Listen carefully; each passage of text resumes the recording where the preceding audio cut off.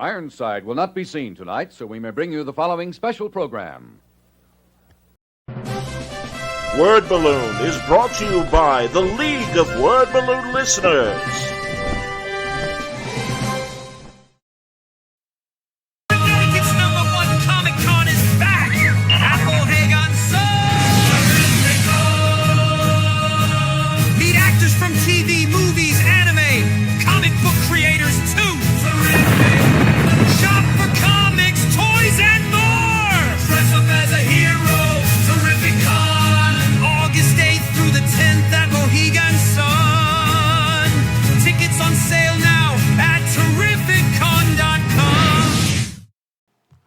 Word Balloon is brought to you by the League of Word Balloon Listeners. Become a patron today. Patreon.com/wordballoon. For as little as $3 a month, you can really help Word Balloon keep going and get exclusive content you won't find anywhere else. Here's what you get. The Word Balloon Magazine, a digital publication packed with behind-the-scenes interviews, commentary, and insights from your favorite comic book creators, writers, and pop culture stars. And you can join the Word Balloon Book Club. Join Brian Bendis and me for a live monthly discussion of a hand-picked graphic novel. It's a great way to dig deeper into storytelling, art, and comic book history. Word Balloon has been a home for creator conversations since 2005. Your support helps cover production costs and keeps these interviews going strong. So if you love comics, creators, and long-form conversations, become a patron today. Be one of the League of Word Balloon listeners. Patreon.com/wordballoon. Welcome, everybody. It's time for the Word Balloon Bendis Discord Book Club. And great to see everybody that is participating here in the chat. There might be more as we continue, but happy to welcome co-host Brian Bendis to the conversation. And we're talking today about Saga Volume 1 by Brian K. Vaughan, if you own a Staples. But also, come on, we got to talk about the subject at hand, the Superman movie. For everyone in the chat, they may not stick around because there will be spoilers when we get in depth in the Superman chat. But Brian, good to see you. Feel free to take the floor.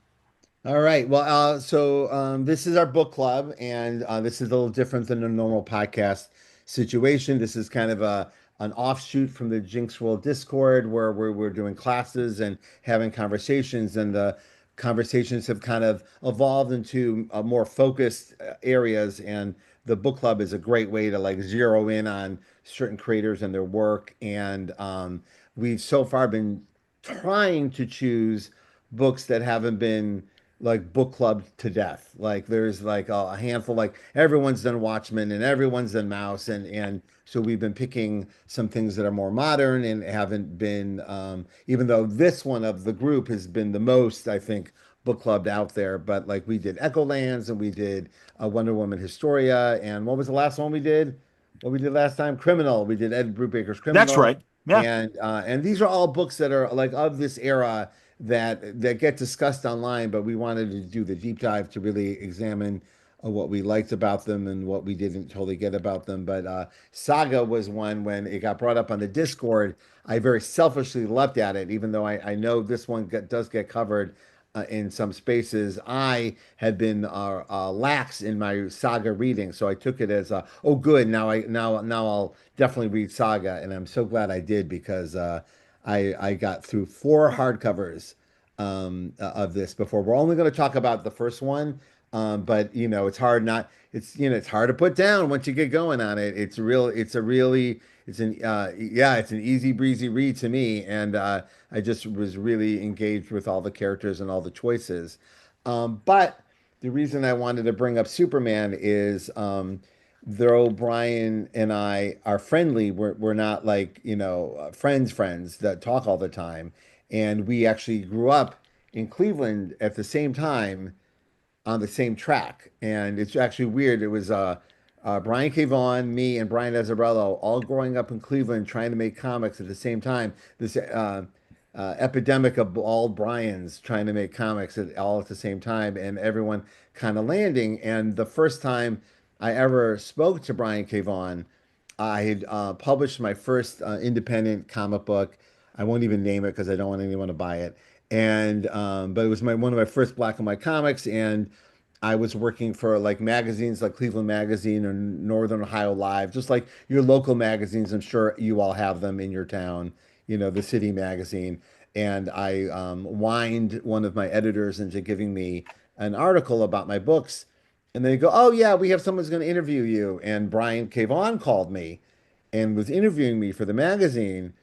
And he very gently said, "It's weird that I'm interviewing about this." And I go, "Why?" He goes, "Well, I'm the writer of Batman." And I wasn't reading Batman at the time. And I was like, "What, like Batman, Batman?" He goes, "Yeah." And I look it up and go, "Oh, you write the monthly Batman comic? Yeah, I should be interviewing you." But what it was a little backwards. And he said it as gently as possible, but he was completely right. He was like way ahead of where I was on the publishing scale, and it was really funny how that's how we met. And then over the years, we've been in similar spaces, and I've always kind of admired him and his choices throughout the years, including like I remember when he created the Hood and how excited I was about it because it seemed like, oh, you came up with a really unique villain. Like a lot of villains, it's hard to like be not Magneto or not Doctor Doom. There's some iconic villainy in both the great shared universes. So when someone comes up with a villain that is unique to the space and iconic immediately, it's very to me a very applaudable because it is not easy to do. And it's one of the reasons I use the Hood so much in my Avengers run is because I was like, yeah, this is a good character. So I've always admired Brian and his particularly the fact that he was more focused on creating new things than being part of the shared universes. He got what he needed out of it and moved on to Why the Last Man and Saga and Ex Machina, these giant big ideas that really can sustain whole runs of comics. Some ideas are very good for a moment or very good for a story, but to have an idea that just you can go like you can keep dancing around it and looking for new life and new places and yes, anding yourself as you go with your collaborators. And I think of all of them, Saga is the best in that. Is that they came up with an idea, a universe, a hot sci-fi take that was theirs, and they ran with it, and everyone jumped on board. Even Alan Moore jumped on board. That was really exciting when I saw like that big Alan Moore quote because he is not one to give quotes, so that was pretty cool. Um, and then I was in Cleveland just this weekend, kind of reliving this period in my life, living in the same place, and seeing Superman with my childhood friends and my brother and people I grew up with at the comic book store. Literally, I used to work at a comic book store downtown, and the customers that I served were there at the screening. It was really, really special. So I really got to feel that Cleveland energy, and then went back to reading Saga, and then I went, oh, the Cleve.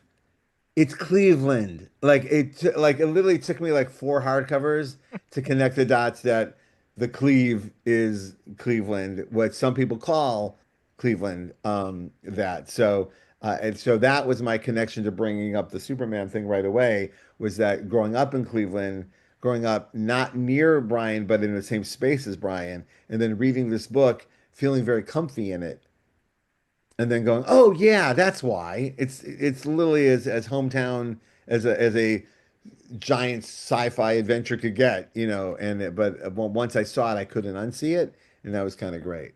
So I just wanted to share that opening of why we're here and how we got here. And spoilers, very controversial. I absolutely love this book. Even the couple of choices that um, are head scratchers to me as a writer that I wouldn't do and have not done. We'll discuss, but those are small and just choices versus something that I go, ugh, it wasn't like that. It was like, oh, I wouldn't have done that. How interesting. So I really loved it. And as a couple of people brought up on the Discord, on my Discord, it's a great one to talk about because it's so confident in its narrative. It's so cleanly told. There's no tricks. Me and my friends often they're doing like very Matt Wagnery kind of tricks with the narrative and the visuals and everything. And this is very cleanly imaged, dialogue, image, dialogue, and it's very clean that way. And there's a confidence there that's very, I don't know, I admire it a tremendous amount. And the only real like narrative trick is that we have and spoilers because I've only read four hardcovers if it gets revealed later, but that the person narrating the story is not on camera and not physically there. So it is on a technical level, at least as we're reading it right now, what we call an unreliable narrator, which is one of my favorite kind of narrators, where there's a narrator who's telling you their truth, and you can see they're telling the truth. And then there's the narrators where you are telling a truth. It's their truth. It's what they want to say. But then sometimes you're looking at it going, all right, well, that's not exactly what I'm seeing. And for those of you who need like examples, there's like tons of movies that have an unreliable narrator. Like my favorite being Matt Damon in The Imposter, Soderbergh's The Imposter. If you ever get a chance, it's I think it's on Max right now. But like you're watching the movie and about halfway through you go, nothing you've said is true. Like everything you're showing me is the opposite of what you're saying. Oh, you're scamming me. And Lucky Virgil, Logan or Logan Lucky, whatever the name, but they have it too, where it's like you're saying something and doing another, Virgil right? in The Usual Suspects as well. Yeah, and I really and that's one where that one is almost like you're being screwed over along with everybody else. And some audiences love that, and some audiences hate it. They like, no, I didn't come here to be lied to. And the Oceans movies are a great example because in the first Oceans movie, you're in on the huddle, and everything they say is exactly what's happening. In Oceans 12, you're not in the huddle, and they're saying things and then doing another thing, Yeah, right? yeah, And people get mad. I get delighted. I get like, oh, you tricked me. I fell for it. I yeah. love that feeling. But some people just get like feisty, angry about it. In this one, it does seem that the narrator is unreliable, this is how it was told to her, right? This is their story, and so this is the family story, and so it's reliable in that this is how we're going to tell this, right? I assume, based on having read Brian Ex Machina and all these other books by Brian, that excellent Canadian book, We Stand Guard, that this there's going to be a rug pull somewhere along the way with the narration, and I'm curious to see where that goes. By the way, am I right about that? Is there a rug pull coming? Yeah, okay. See, I could tell it's coming.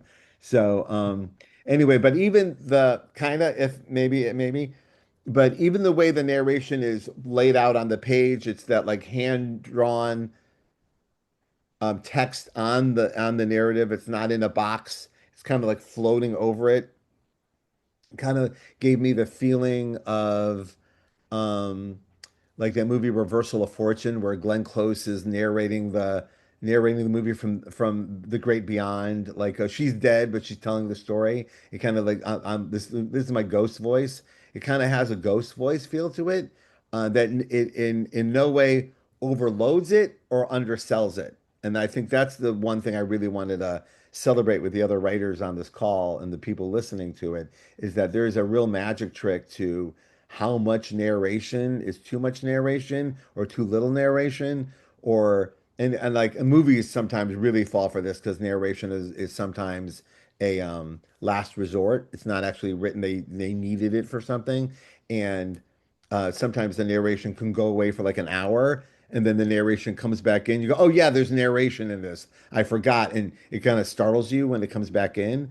This one, it's really like every few pages she comes in with a one-liner or just a little bit. It's never too much. It's just enough spice and paprika to help the scene along or to give it just that little extra. And that's why you watch this, or that's what I got out of it, or that's what I needed you to see about it.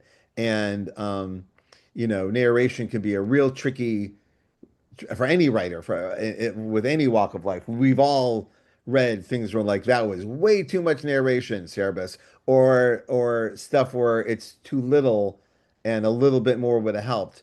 I've I wrestle with it all the time. I'm always looking for what's the least amount if I've chosen a narration, what's the least amount I can give, without damning the piece, you know what I mean, or hurting myself. So that was my big intro to it. I really right away was taken away with it. Also, very lovable characters that are also challenging you as they go. As you learn more, you go, well, you still love him now, and you found out that about him. You still love him now, and that's one of my favorite kind of writing styles. When you write crime, it's a very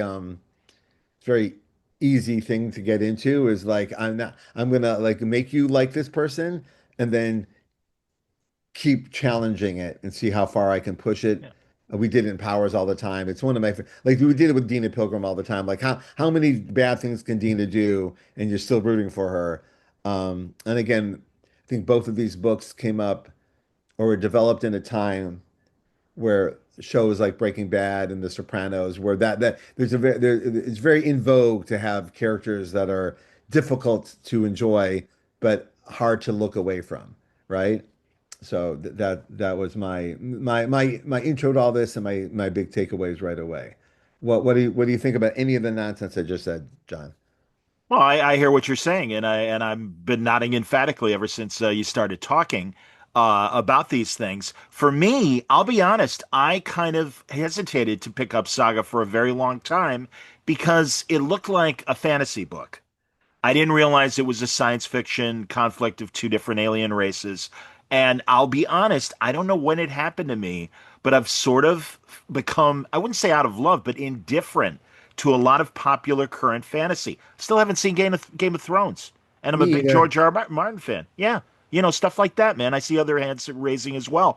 And again, it's I don't know. I don't know what the hell happened. It's kind of like me with medical procedures as well. But that said, what I've always loved, and truly it's happened in the last 25 years, is a lot more genre splicing.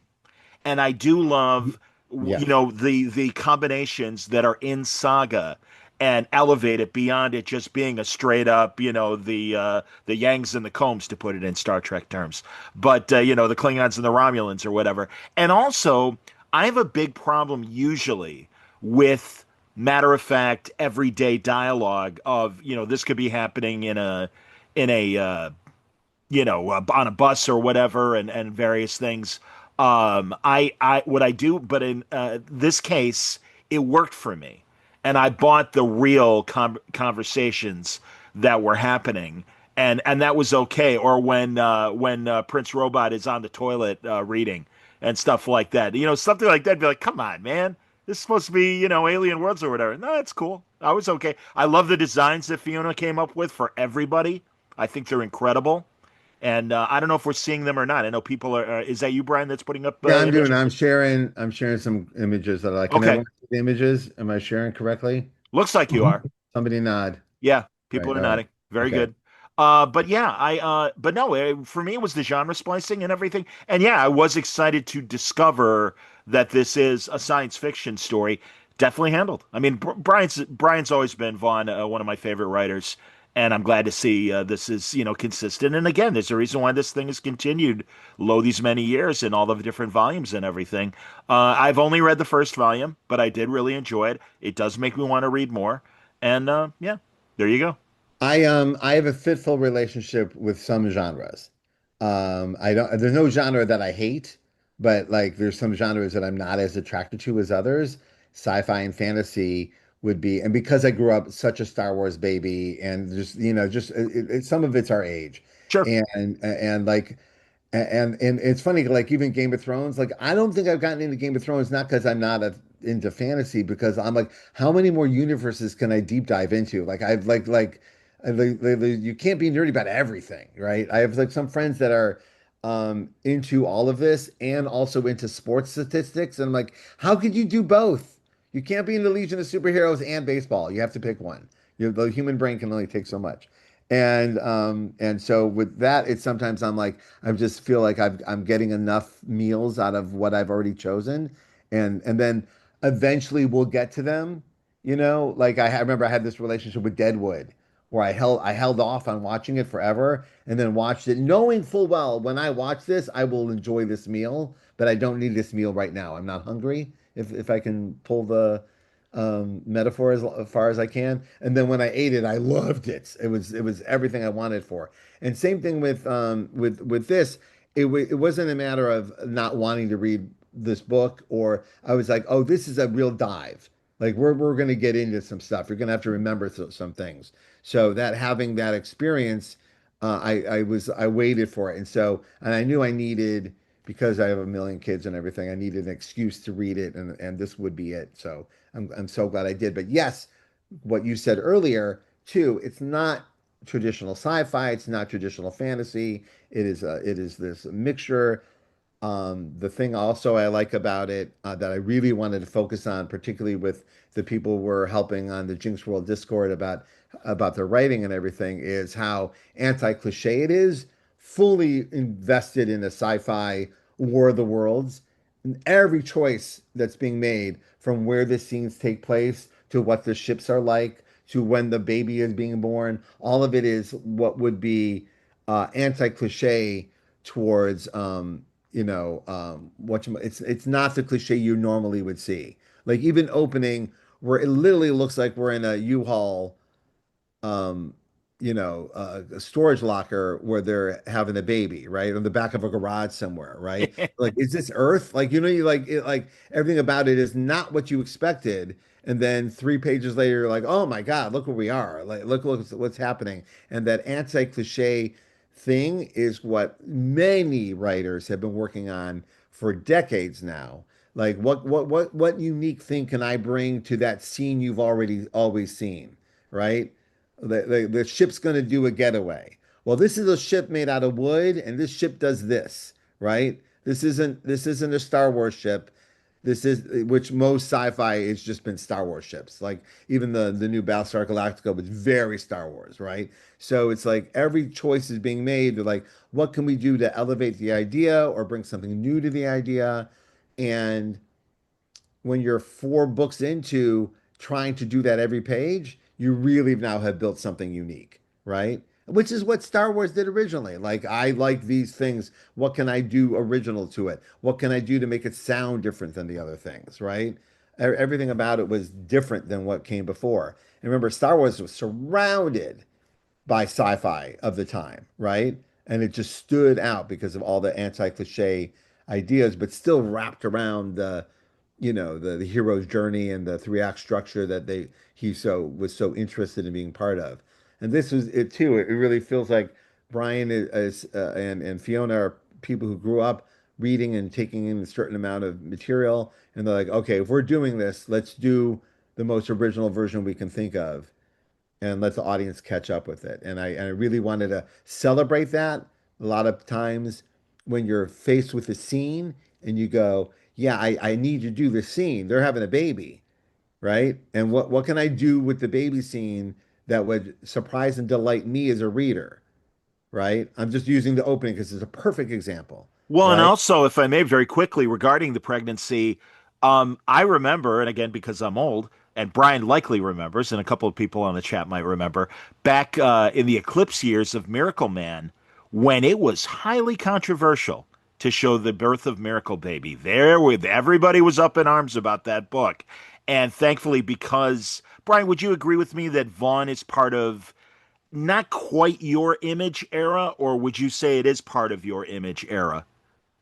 I think so. I lose sight of it because I kind of straddle 2 different eras. Like I'm Okay. not like Matt and Ed came after me, but I'm with Yes. them, right? So Yeah, but I would say yeah. you're like Image 2.0, and Brian and Ed and Matt and those guys were like kind of 3.0. And it Yeah, was a like I was couple like years with Eric after. Schonauer, but Brian was there too. Like Brian was there too. It's Okay. yeah, Yeah. yeah, I'm kind of Yeah. I don't lock into an era. I do at Marvel, but I don't in independent So it's stuff. cool. So it's Well, no, and the only reason why I bring it up is I just think again because of Image and everything's cool. Everyone's the captain of their own ship. Wesley, did you want to yeah, chime in Wesley, on come that, on in, Wesley. please? What you got? Yeah, so I have several things, but just to focus on that, this was talking about phases of image. This is, and I did a little bit of research. This came out in 2012, so this was like part Yeah. of that Okay. Yeah. first phase of the image boom, reboom. of the 2010s, Well, that's right? why I'd And say I, volume three of Image. You know what I mean? But yeah, yeah, no, yeah, that's cool, like Wesley. Keep going. yeah. Well, and I, and this was a big deal, right? Because I looked it up. Ex Machina finished in 2010. And Vaughn wasn't doing a lot of other stuff in those final years of Ex Machina. And I remember when this was announced, it was a big damn deal. Yeah. It kind of felt like, and maybe this is publicity, Robert Kirkman came to him with an offer he couldn't refuse. Like, hey, why don't you come to Image and do a book? Everyone else is coming over and doing it. And then it launched like gangbusters. And this was 2012. And then over the 2012, 2013, all those great, phase of that Image boom came, and I felt like this was a really big planting the flag. And I think that's what Image wanted to do. So you've answered a couple questions. Yeah, Image is a company that's always been in evolution. Like when I was like Power started in 1999, so there's a long period between like I was gone from Image by the time Saga started. That's for sure. But it's hard for me to like it all come. You'll see as you get older, it all conflates. It all tightens up pretty fast. But also Brian was working in television a lot. He was working on Lost. And then I believe he was helping run Under the Dome, if you guys remember the Oh my God, Stephen yeah. King Under the Dome thing. Yeah. Which is what I remember when that started. I go, oh, that's exactly what he should be doing. I was so excited to see what that would turn into. And I believe like sliced cows is definitely that's Brian K. Vaughan. But spoilers, they sliced cows in Under the Dome Guys, 20 years. I'd be happy to do the raise hand feature, but again, I'm kind of Zoom ignorant. So if someone knows how, feel free to You did it last time. not on. No, we didn't because we were on StreamYard last time. There are two ways. They can actually do the raise the hand from their menu at the bottom, but also if you raise your hand, eventually it'll Well, of give course, the yeah, yeah, Ted. No, yeah. I agree. But all right, No, I but was I it'll was Be pop trying like up the this. I raise can only hand get it. too. one Yeah. at a time. And forgive me, guys. I don't mean to be the teacher, but just no. I realize, and there you go. Tamara raised. Okay, good. Okay, you can do it on screen. Yeah. Excellent, excellent. And Tamara, I'm glad you're dreaming on camera. But no, thanks, Ted. I appreciate it, man. Never works on me. So if did someone want to, or did Wesley? Did you want to continue, or was that your point? Yeah, Which you was had a a great point. couple things. So Uh, that was a good well, and one. I don't want to hog the whole thing, but going I back to did. the well, it's okay. Going back to the narrator for a little bit, and I haven't read Saga in a long time, so this was really great to go back and refresh. So thank you for recommending this. You know, Hazel being the unreliable narrator, there's things that she throws out, like when we first meet the Will, she says, "Yeah, this guy's a monster." And it's like, well, okay, how does she mean that, and how deep does it go? So I think that's a very intriguing aspect. And yeah, as somebody who is divorced from this for quite a while, I'm very intrigued to find out, okay, how much of this all really does come true, and how reliable is this narrator?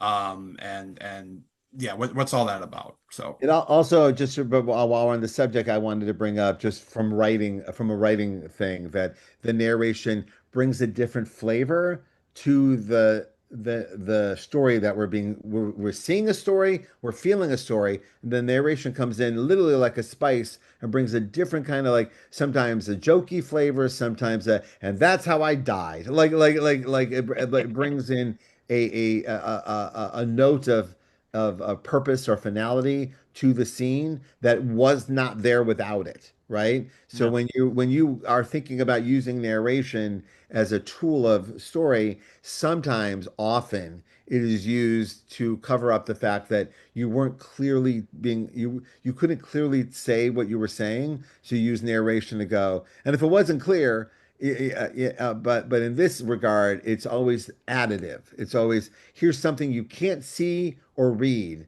without me, right? And I just want to point that out. That's how you use narration. That's the good stuff. So, and sometimes it being like almost antagonistic to the tone of the scene that it's narrating is my kind of my favorite kind of stuff. So, Awesome, yeah. Tamur, man, and Tamur, glad to see you, Hello, man. Timur. Yeah, Hello. glad to make the conversation. So it's funny what Wesley said. Doing some research on it. I also kind of went back or dived into interviews or stuff, Brian K. Vaughan was talking about the creation of it. And something I guess I didn't know or look into before was how he was inspired by the birth of his second daughter, I believe, which was really interesting. And apparently, that he was cautioned or urged against, at the time, I think like early 2012 or so, with the economy the way it was, like how it's kind of not a great time to launch a new book with everything that's going on. And so it is really this great metaphor of, both raising a child and raising a book. But also kind of what hit differently now than when it first launched was, well, I don't have any children myself, but my friend, she had a baby back in February 2020, right before the pandemic happened. And so I definitely think, well, anyone who had a child during that time, they can definitely relate, you know, raising a family or raising a child during turbulent times. I think it really hits home the last few years now. Well, having also done this, used my writing to work it out, the surprising emotions of being a parent that you kind of no one wants to hear about. Just raise your kid, be quiet. But with Jessica Jones and Luke Cage, I brought a baby into that relationship, fully aware that I am working out some stuff. Like, I don't, I, this is, I don't know if I'm even wired for this, and yet I'm doing it. So I think there's a grand tradition of babies being born, and that here now deal with it as just as a story idea, but as the author really is feeling this in the moment and doesn't know what else I could possibly write about that would be more honest, and coming up with a fantastical situation that lets you go. And that's how I feel about it. It's scary. And for me, with Luke and Jessica, here's Luke who's invulnerable. Not if you're holding a baby or not. That it changes the whole dynamic of how you feel about the universe. And in this one, what Brian did, which I really admire and fully relate to, is the almost surprising notion, for those of you who are parents, you all know what I'm talking about, that the minute your baby is born, you go, "Oh, it's not about me anymore. Fantastic." Oh, okay. Fantastic. And oh no, it's not about me anymore. Like when it's about you, you feel that you have a little bit more control about how you're going to relate to the world. And now you're holding a crying loaf of bread that's letting you know, no, this is what you're doing now. And so coming up with a unique idea that lets people relate to that, and being on the run with your baby and going, I'm going to do whatever I can to make sure this baby gets to the end result. Also, letting us know somewhere down the line the baby's okay because the baby's narrating, right? The baby learns to speak, the baby learns this story. So there's even in the most dire moments of the storyline, there's a hopefulness because you not that there's a happy ending, but some version of an ending that we will be able to live with as for engaging with the story. And sometimes the false drama of a scene can be the baby's constantly in jeopardy. It's literally the easiest thing you can do, second to killing a puppy, to get people engaged, is having this idea that this baby is constantly in jeopardy, but that's not what they're leaning into in this book or any of the narratives. Even when the baby is genuinely in harm's way, that's never everything's in harm's way. Well, and we're holding the baby. So I just want to put that. It can be very cheap narrative to constantly have the baby in jeopardy, or the baby's kidnapped, or the baby's this, particularly when you start with panel one saying it's a book about a baby being born, right? So that's what the book is about. This helpless thing needs to be protected. If I may, before we go to the next person who wants to speak, and we've got a line right now with 5 people waiting. Carrie, I noticed you had asked, did you figure out the raise hand thing, or are you still having issues? If you look in the chat, somebody put up a post that said how to do it. And again, Mike, if Mike's it's already still, got it. Sorry. Mike's got what? He's always got the answers. Oh, okay. And Mike, if you want to chime in and explain it, that's fine. You got the little raise hand thing there. Oh, All I right. see. All right. Okay. But anyway, my point is, again, if anyone's having trouble, there you go, Carrie's got it. I was going to say, if anybody's having trouble, just put up your hand and we'll get it. But no, that's great, Carrie. Okay, beautiful. JJ, you're next. Go ahead. Hello, howdy everyone. Yeah, I wanted to talk about the covers in this. And I'll preface it by saying I recently finished Why the Last Man before this writing assignment, which the covers in that just blew me away, just one after another. No bad covers, all amazing, and all very symbolic to what is going to be in that issue, very connected to the narrative. And so in rereading this saga this time, I was paying attention to that. And I guess I gave a lot of credit to the artist, but now it's kind of two Brian things, and both of the covers are just incredible. And kind of, I'm just wondering from a creator own standpoint, how much, well, clearly a lot of effort is getting put into the cover and in kind of the narrative. And just, I do have an example just for the, so Yeah. like the kind of the threading the needle kind of page, and then the threading the needle. You can blur that if you want. But just like, the cover says something and it's beautiful and it's very well composed and laid out. And then your big, full splash, it's connected and it kind of leads that narrative through. So I was just wondering from a creator own standpoint, and clearly Brian does it very well, but not every series does kind of that. So I was just wondering if that could be discussed or talked about more. No, well. First of all, thank you for recalibrating so we can talk about Fiona. It is her book as well. I get writer focused and Cleveland Bryan writer focused, so I apologize for that. But Fiona and what she does here and the choices that she made are so strong that it allows Brian to make his choices well. Like he doesn't have to overwrite. He doesn't have to like cover the fact that something's not being presented visually like you want it to. It is a show, don't tell book, and that's because Fiona is outstanding, right? And here I'll and to answer your direct question, and then I'll show example what I'm talking about is that when you're doing a creator-owned book, yes, you have full control over your covers. That I am sure that Fiona with unless Brian has an idea that he wants to throw out there, it is 100% her. I've had the gift of a couple Fiona covers in my day. Miles Morales #1 is a Fiona cover that I absolutely adore, and I'm excited because I know it's like the one time I'll be able to say that I have that, But so when you're doing this, and we're doing it, me and Mike are doing it right now on Powers. You're looking for images that are captivating, that grab you, that serve their purpose as a cover, and by that I mean they look cool looking at them like this, and they look cool across the room when you walk into the store. Like that's a good comic book cover can grab you wherever you need to be. Our dear friend David Mack is excellent at. It looks good from afar, and then you get up close, and you see, oh, there's a whole story going on inside this painting. Like there's like 6 or 7 elements I couldn't see from across the room, but are very clearly there. And so with a book like Powers, we're always looking for images that celebrate the blending of the two genres that we're blending, but you're not going to see it Marvel and DC.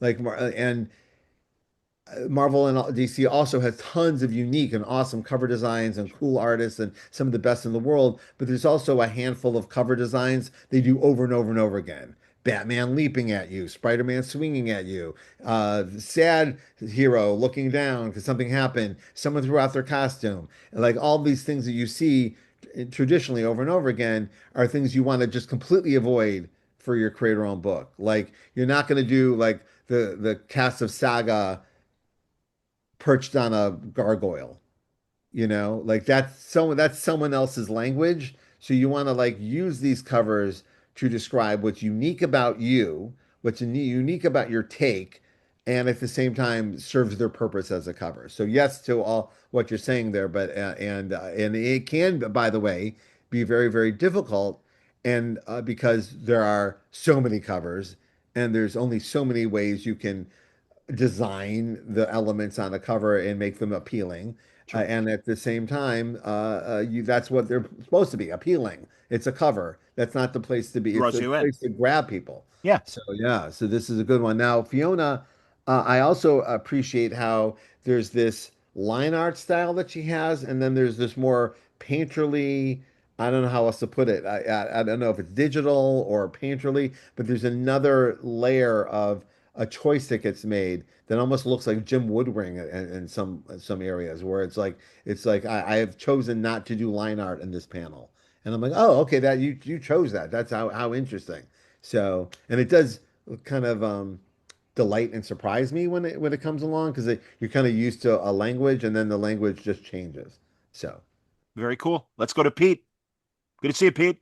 Welcome you're next, back. Ethan. Hey John, yeah. Hey, listen, just wanted to say thanks to John and Brian for doing this. It's pretty awesome. This I'm trying to make a connection between this and having Mr. Bendis here, and this series reminds me a lot of the Bendis and Malieve Daredevil run. Oh, It's the really? book that kept me coming into the store Wow. month to month over a really long stretch of time.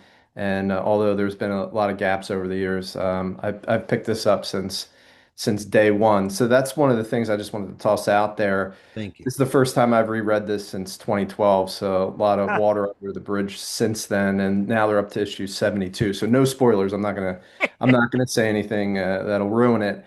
I know that the eventual length of the story is 108 issues, which we're like three-fourths of the way there now. So going back to the first couple of chapters in the story, you're starting to see things in a different way. I could reread Hazel's narration a little bit different at the end of issue one. Once again, no spoilers. But if you go back and take a look, knowing kind of what goes on down the road, very interesting. But yeah, I just wanted to echo what Brian was saying in that, wow, what a great collaboration. And the nice thing is that I'll call him BKV because we're old pals. That he takes the time to take off, right? So if you have been reading this month to month, there have been gaps, and right now we're in one of them where it's kind of a break to let Fiona catch up or do whatever other work's going on. And I think that consistency over the course of all that time, even though we've only got those 72 issues, it's pretty special. And hopefully, it doesn't take another 13 years to wrap up. But yeah, it's really interesting to just take a read of this again for the first time in a long time. Well, And Peter, let me yeah, ask you about the gaps in storytelling, and we've done it on Powers as well. But this one, like we always ended a storyline, like we feel like if we come back to it, we'll have a new idea, you know. With this one, it seems to be, and if I'm wrong, please correct me. But it seems that the ongoing saga continues, right? Do they end a chapter and then take a break? Or is there a genuine, like, you're gonna have to wait 6 months or a year to see how this wraps up? well, it's interesting between 54 and 55, right? So I remember the that, yeah. the compendium, this is the first 54. Yeah, there's a 4 year break. So that was probably the Oh, okay. lengthiest. Usually it's like 6 months, sometimes it's a year. I don't know how long. Let me see. I'm just taking a look. It's always Yeah, is it's almost always 3 months that what it is? In between until issues? that 3 years. No, Okay. between six issue, Okay. it's 6 issues, 3 months, trade will come out, start again. Okay. And how does that feel? Does that because it does seem like every time it comes back, there's a genuine sense of relief and excitement from the fan base. Like I follow them all online, so I'm following what Brian reposts. It's But like but this. It's like watching The Sopranos, Brian. I feel like I kind of earned that show a little bit more because I had to wait for all that time in between. Now somebody can just, binge the whole thing in a weekend if they wanted to. So, part of me is like, seeing that rock band at the bar down the street, and now like they're playing Madison Square Garden. It's almost like, no, I was there since the beginning, right? You guys got it real easy. You can just, read it all in one shot. But I guess any comic's kind of like that. no, but there are some comics that take a break and then can't get their audience back, or yeah, or were of a moment, and nothing speaks to that more than the break that you took. And I was just curious, and it doesn't seem that Saga ever falls into that trap. And if anything, seems to build over time as well. Like the audience, like I see like, and I'm curious if anyone has this experience where you started buying it in trades and then you switched to singles because I can't wait any longer. The Right? answer Is is that you, yes. Chad? That's yeah. Yeah. That's a really unique idea. That's a very comic book thing, you Well, know. and then I started rereading the whole thing during every break. See, and I had a similar thing with the Shield where I didn't hop on right away, and then I hopped on by season four, and then I was like, oh no, now I gotta wait every week. Like it was like really frustrating that I was now engaged with the cliffhangers because I didn't need them for the first like four giant chapters of that huge ass novel that they were making. That's So, funny. all right. It's interesting. It's Yeah, just people's relationship to narrative. It deeply fascinates me. There's sure. no right or wrong thing, and everyone gets different. And some people think they're going to have the saga relationship, or they think they have it, and then they don't. Or they did even more than they thought they did. So I was just curious. By the way, great conversation in the chat right now, and I love the Oh comments. yeah, And again, I'm kind of a knucklehead when it comes to Zoom, so I don't know if I've got everybody on screen to see the chat and everything, but this has been great, so I Ryan, appreciate I'm it. going to follow up on your note when it's your turn. I have a question about the cover thing you just wrote. All right, and Ethan, you're next. Go ahead, please. You got to unmute, my man. There you go. We can't hear you, buddy. Can't hear you at all. Sorry. Yeah, we can see you All right, talking. Come back to us when you're yeah, ready. yeah, well, yeah. For now, Josh, we'll let you go. Go ahead, buddy. Awesome. Can you all hear me? We can hear you. Yes. Fantastic. Thank you all for doing this. To the point that was just made real quick, I started reading Why the Last Man in trades and immediately went to singles because I found with cliffhangers, I found Brian K. Vaughan's work read better in singles, and I've been with Saga singles at the beginning. But to me, the real magic trick of this book, and I'm looking at the images on the screen, is just how few panels and how little Yes. dialogue on Yes. most of these pages, and how much story is still in every. I didn't count, but I assume it's like 22 pages per issue. I think it's And more. even with so few images and words, I still feel like I'm getting a lot of story and my bang for my buck when it comes out, I would say every month, but every time there's a new issue. And the other thing that I wanted to mention that I think Saga does very well, and again, to me, this is just a magic trick because I have no idea how he does it. Um, is there's no recap pages anymore, and I often struggle when I'm reading monthly comics remembering what happened. Maybe that's a factor of age, a factor of I'm just living my life, or maybe it's a factor I'm just really engaged with the narrative. But here it's like I pick up the book and a page or two in, I'm right back there, and I remember exactly where I was, and I'm back in it. I'm a big fan of this book, and for me, it is, not to repeat myself three times, but it is quite magical. No, those are all great things. I have fallen in love with the recap page specifically because I do think that this pop culture that we live in is so chaotic that to even ask someone to remember what happened a month ago or even a week ago is asking a lot. So, particularly, and also, there's something to be said. I learned this at Marvel when we're doing Ultimate Spider-Man. If you can't get it down to two sentences, you have a story problem, right? And there's a quote by Spielberg that floats around online all the time that if you can't tell me your movie in two sentences, you don't got a movie, right? And I'm like, oh, okay. It's hard to argue that point. So, but then to also be able to go, no, I'll take care of it in the narrative. Like you'll catch up quickly. I'll remind you without pummeling you, which is what a lot of the comics we grew up reading. Absolutely. Yes. Frank Miller's Daredevil has been pointed out by many people as the best example of getting you caught up to what the deal is with Matt Murdock every time, every issue, without repeating themselves, even though you're repeating the same information. Hit by radioactive isotope. Now I'm Daredevil, right? Sure. And you have to say that somewhere in the narrative to get a new reader engaged, right? And so they are able to do it without pummeling you with sloppy exposition. And again, I'm a big fan of exposition, and I think it gets a bad rap, but bad exposition is bad exposition, which is, hey, remember when we had a baby 7 issues ago? That's bad exposition, right? But hey, hold the baby. Okay, that's your baby. Like getting us the information without making it feel cheap is a really awesome, as you said, magic trick, and I admire a great deal, especially as you said, when he is obviously working to make this as economical with words as humanly possible. There's all those pages that it is two or three words a balloon, very, very like, and I would, if I'd ask Brian a question, it'd be like, how much rewriting do you do once the pages come in? Like, do you change the lines? Which I Yeah. do all the time. Like when I see a face, I go, "Oh, I got a better line of dialogue," or I'm just I'm getting rid of my dialogue. It's all there, right? Yep.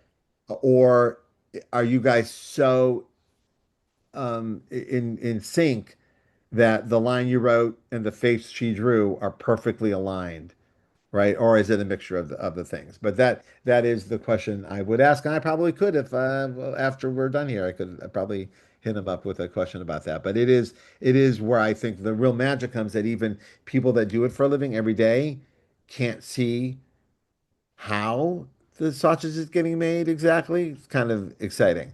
Sure. As far as the economics or of the economy of the panels being used per page. I do celebrate that as well. It is not my nature. So when I see people do it well, I get very excited. And for those of you who read Understanding Comics, raise your hand if you read Understanding Comics.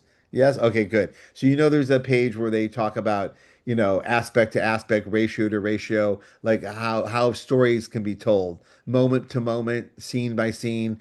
There's kind of like something in the middle happening here where you'll have a page that's got three panels. It's the scene.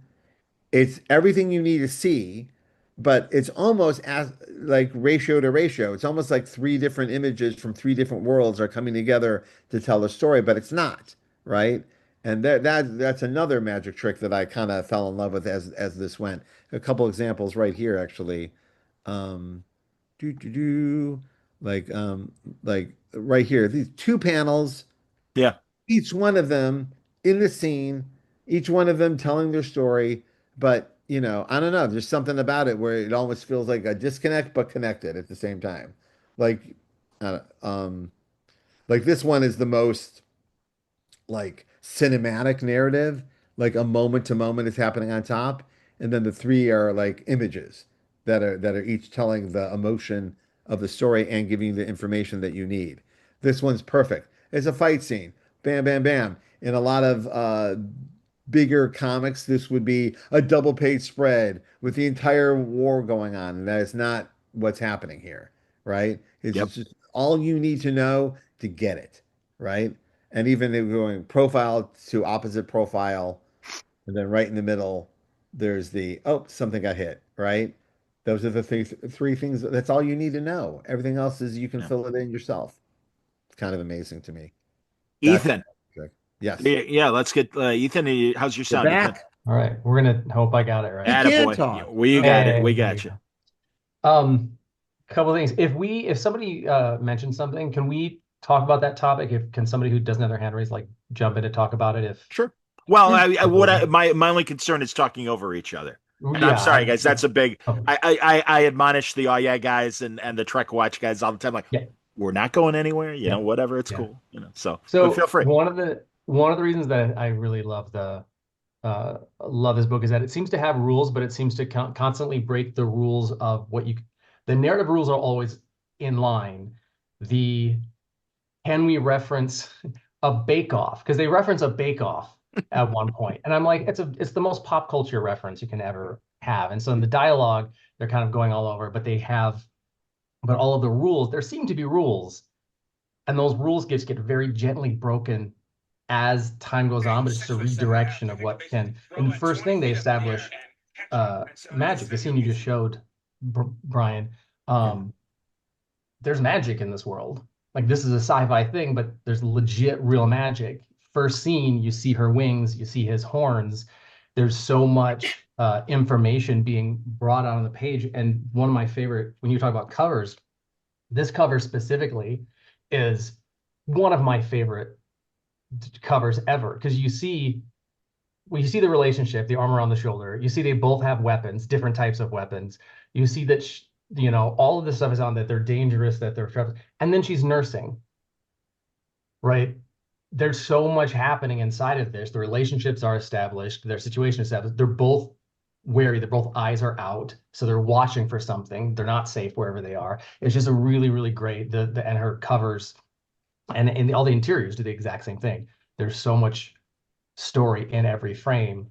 The frame the page that you put up, Brian, about where they're delivering the baby, right? There's that shot that shows you where they are and what's happening, and then there's a close-up of his face, which is their relationship, right?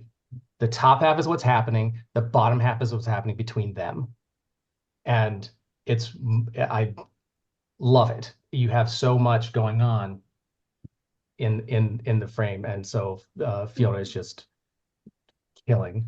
Yeah, there's first of all, excellent observations, top to bottom. First of all, that cover also kind of, in a weird way, resembles like American Gothic. You know, it's like this Oh yeah, couple standing there relating their universe, right?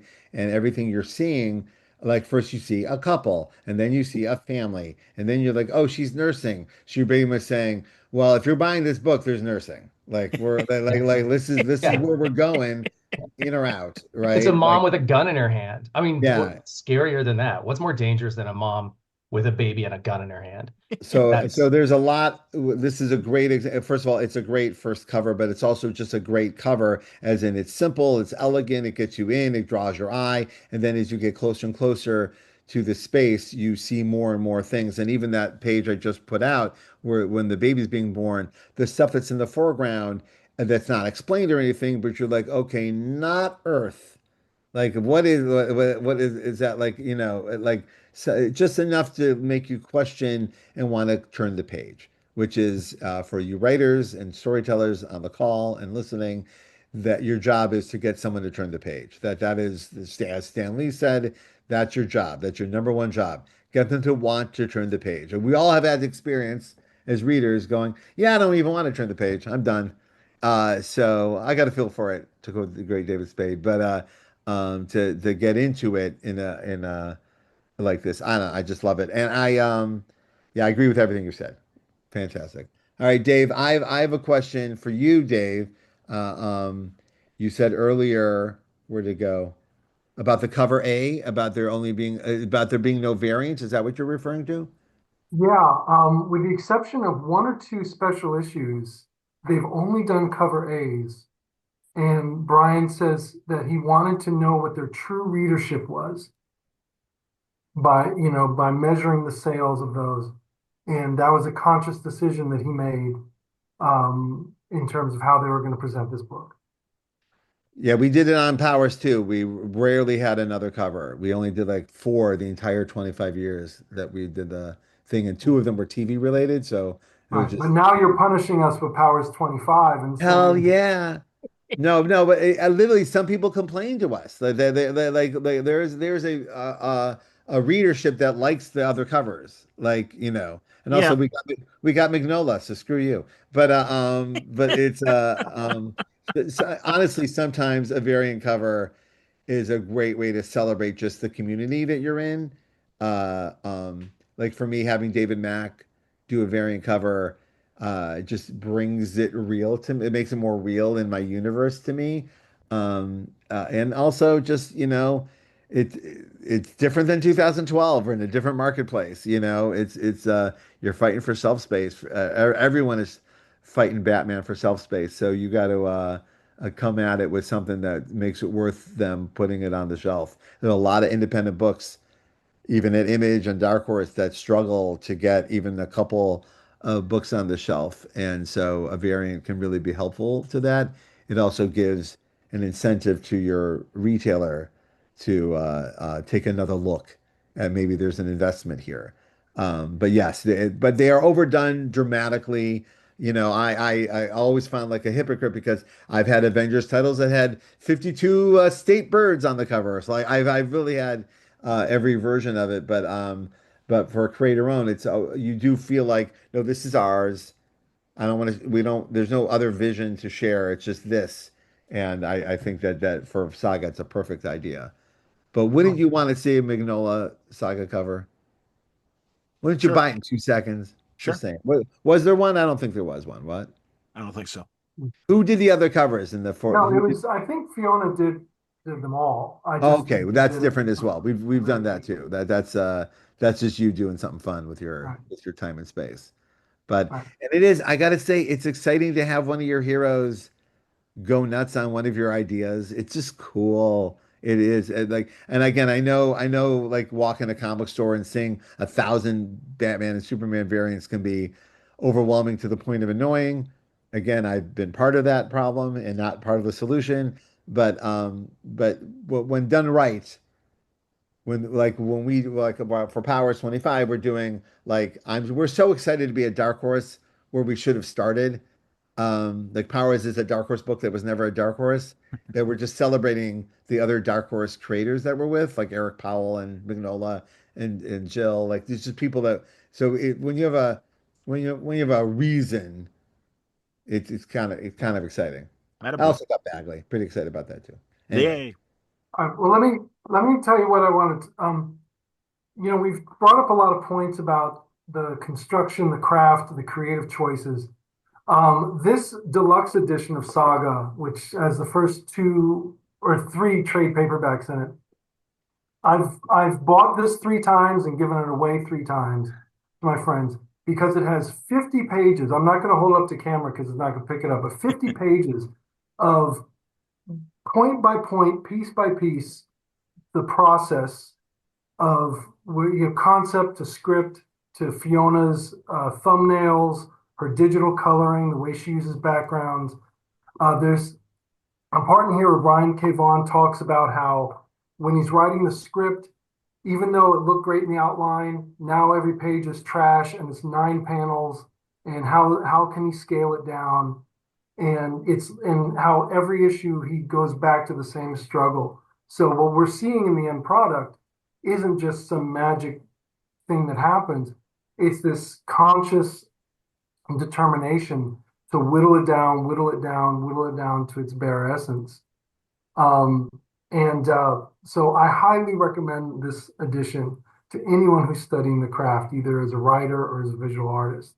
well, Dave, let me ask you, having read that, do you have an answer to my question about the dialogue choices being, are they in script at start, or do they come in somewhere in the process? Well, the script he shows, which is the script for issue 4, is all exactly what you're talking about. It's very clean, it's very spare.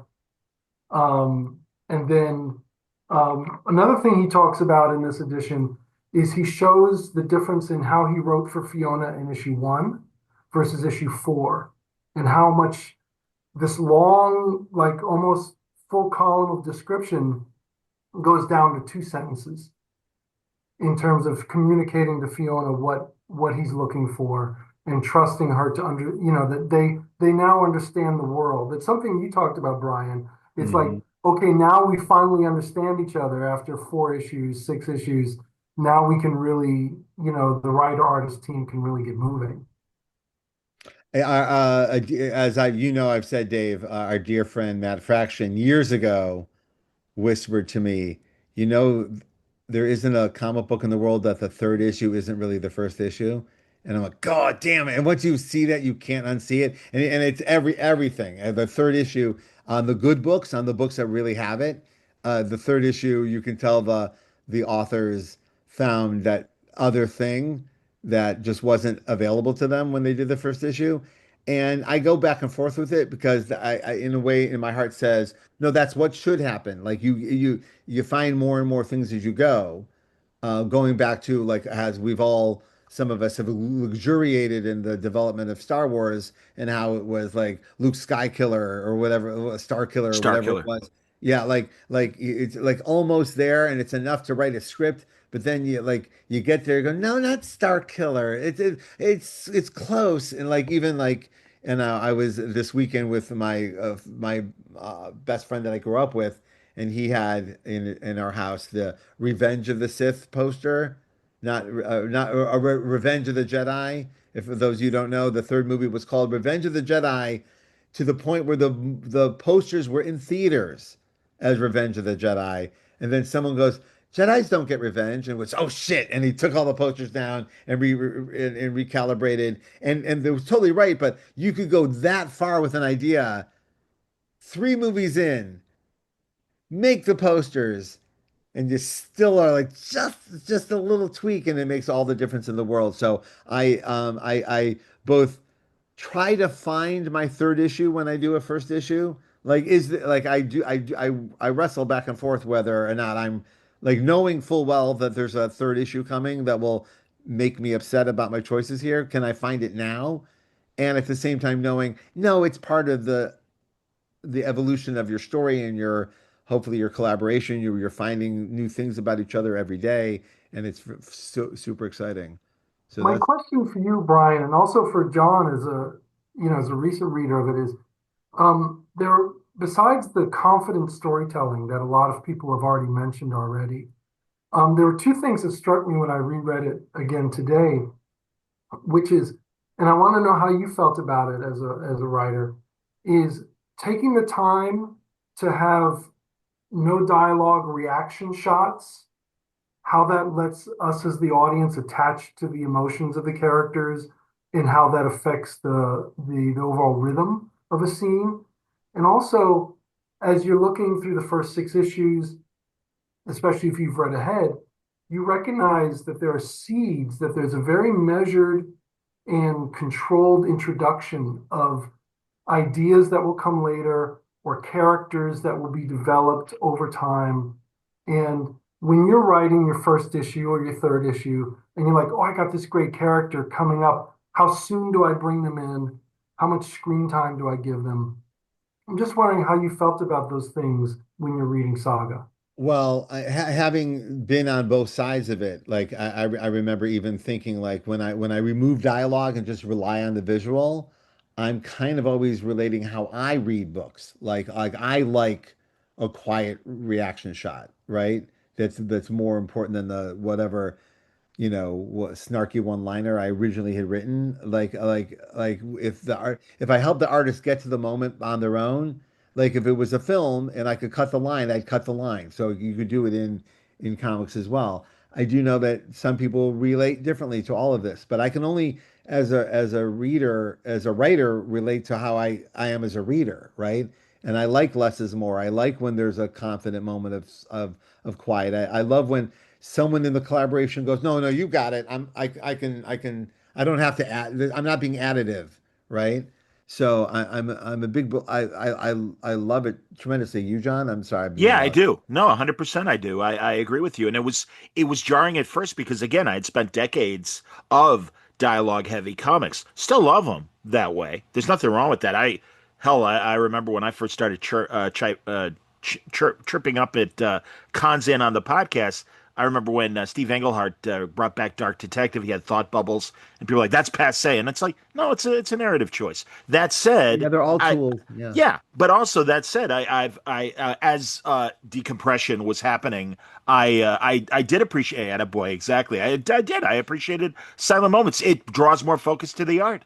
Where I'm reading, I'm like, wait a second, okay, and that's God. Watchmen, Gibbons and Moore and everything, and Dave takes the lead on a lot of silent panels and stuff, and that's great.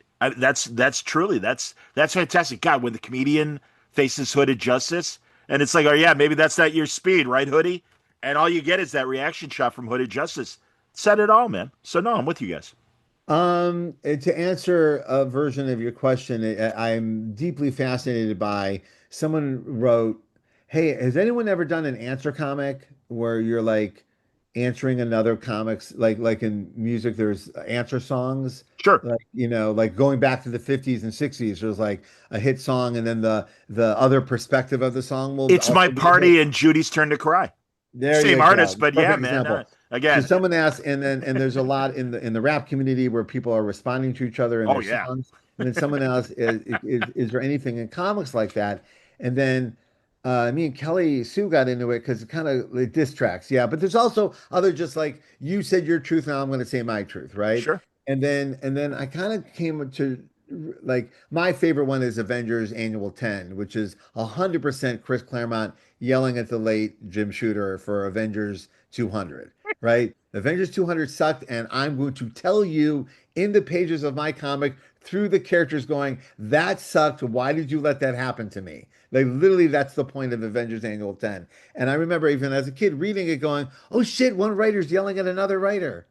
Like I really could see through the narrative to what was going on. And then as I've gotten older and we're talking about all these narrative techniques that come and go and some they go come in and out of vogue, it just occurred to me that almost every comic we've read, including Saga, is a response to something else. It's all response. It's all like I just I when I'm doing sci-fi, I am full on annoyed by something, and I would like to show you what I think what I perceive as to be a better choice, right? Oh, Or I am so asking Claremont this next month at Terrificon. oh Carrie, no, I believe if he's no, talked no, about it. I believe you, but I'm just saying I got to ask him, and I want it on the record. And if I don't do it, Carrie, I don't know if you're in Splash Pages or doing anything with Chris, but yeah, somebody's got to do it. That's Yeah, it fantastic. just, but yeah, but that was, if he denies it, no way will I buy that because it is so like right in your face and not subtle, right? But there's all kinds of subtle and not subtle ways comics respond to what they've seen. Like if we're coming off of a wave, I mean, people call it like deconstruction or what'd you call it there? Decompression. Decompression. It's really about, well, the comics in the 90s were loud and angry and then the decompression allows more subtle Yeah, nuances of emotion, right? And it's not like everything in the 90s sucked and now everything's good. It's, well, we have that. I would like to see this, yeah. No, it right? was a different choice. It was just Yeah, a it's just different different narrative choices choice. and Sure, even word balloons and narration techniques coming in and out of vogue. sure. Even like notes from the editor Yep. came wildly out of vogue. Like Yeah, if someone has to stop and tell you where to read this little bit, then maybe something's wrong with the narrative. But when we were growing up, we saw them as cool. Oh, good, I'll go read Marvel's Team Up issue 93 because that's where Star Fox and Pit met or whatever, So I go back and forth on them now as I get older, but it's kind of like your obligation if you're coming into comics, whether it be independent or following in the traditions. If you're lucky enough to get something like Godzilla or Spider-Man that's got a grand tradition, to be additive to it. And it's all right, well, I've already seen Spider-Man like this, so now I'm going to write Spider-Man like this and see if it still feels like Spider-Man, yeah, right? And so for Saga, it's like, well, I've experienced all this other sci-fi, right? I would like to try what I think my sci-fi should be, right? sure. And that I can relate to a great deal. And almost everything I see on these pages feels that way to me. Like I know what other people would do with this story. Even going to the structure of the very first issue and how the first panel of that would often be the last panel of a first issue. And then the baby was born, right? That would be like the end of a first issue, even like 1987. Like that would be but here we are, leaps and bounds, and here I come, spoilers. Where the Superman movie really succeeds is um yeah, he's Superman. There's a Green Lantern. You'll figure it out or you won't. It's okay. It's not hard to figure it out. And I deeply admired it, particularly because I had spent so much of my life in the 2010s having meeting after meeting, particularly at FX, trying to explain how the audience will get they're superheroes. They get it. You don't have to explain it, right? And studios would be like really just beating their heads in about like how will people know why Craven's hunting? Like, no, just he's hunting. You don't have to spend a half the movie giving motivation to why he's a hunter.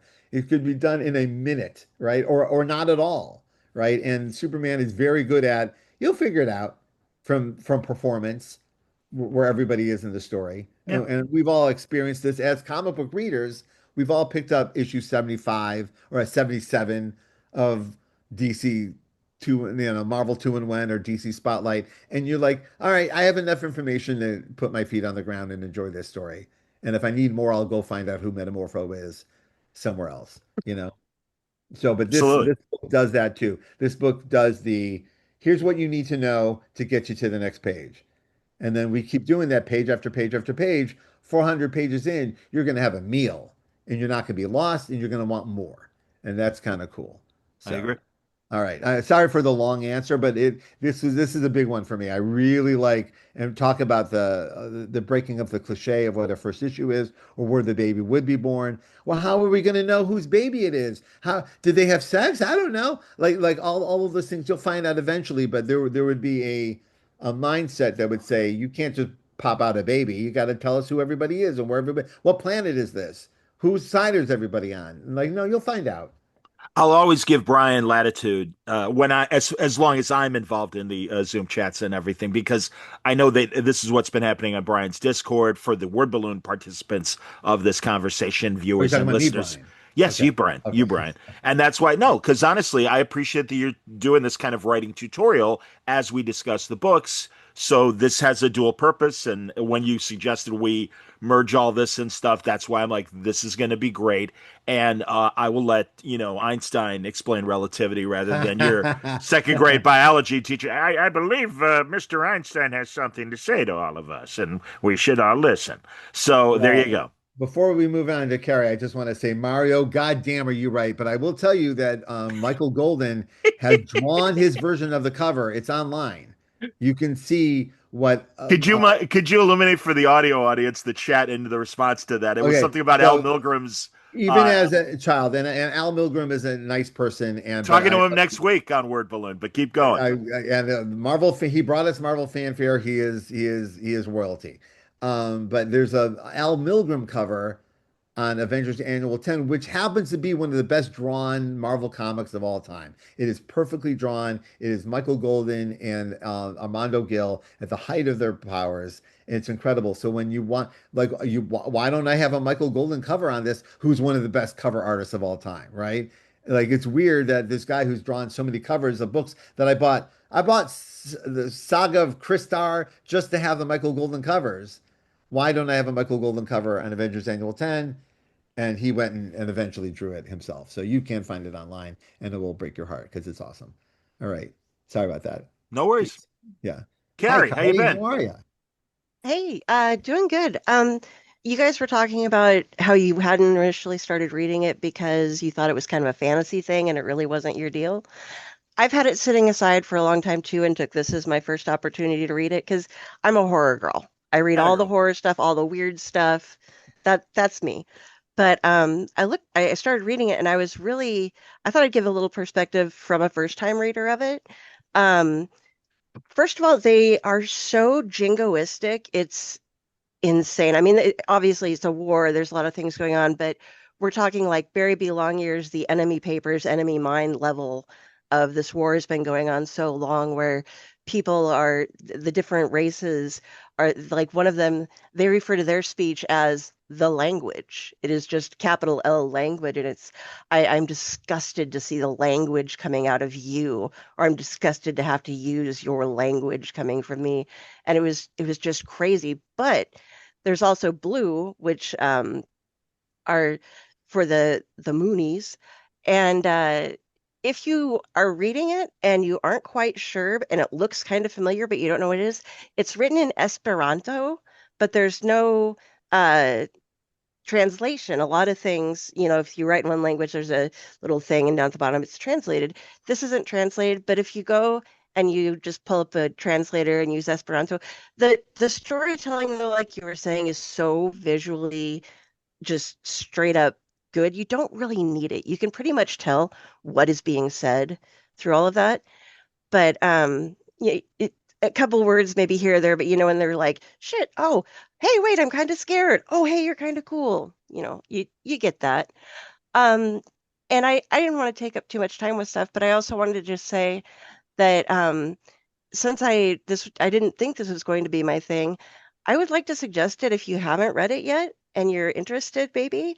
If you're a fan of Tom Robbins, Kurt Vonnegut, or even like Jonathan Lethem, as far as like non-comic book reading goes, this would really be up your alley. You might not think so, but this is really going to grab you and suck you in. It's just got that whole kind of feel about it. Besides the sci-fi part, the storytelling vibe kind of follows what they do. Well, So Lethem has written comics.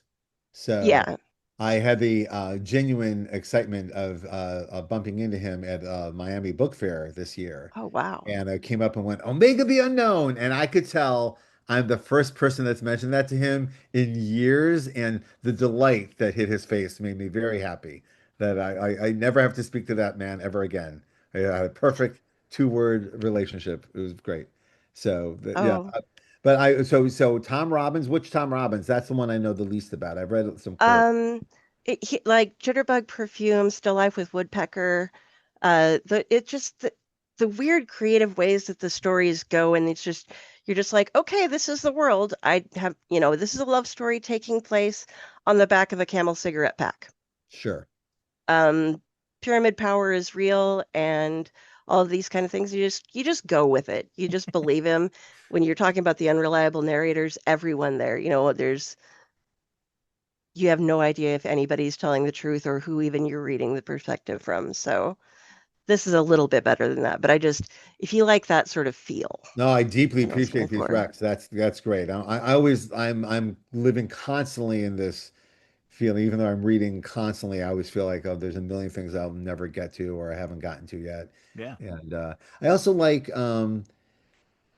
someone coming to me with a book like this that I don't know the references or I don't know the inspirations, right? I'm not a deeply familiar with them, right? I like oh maybe I'll want to go follow the reference. Like when I was a kid growing up, only found out about Will Eisner because Frank Miller brought it up, right? Like I like oh, yeah, let me go follow where you came from, and that gets me very excited. So I like to have those things. Thanks, Kari. That was great. That was really, really interesting. Hey, no Um, problem. Brad, I am so happy to see you. Just the other day, I was thinking, should I email? I want to email Brad, make sure I see Brad. So I'm just thrilled to see you, Brad. How you doing? I'm doing great. Okay, everybody can hear me?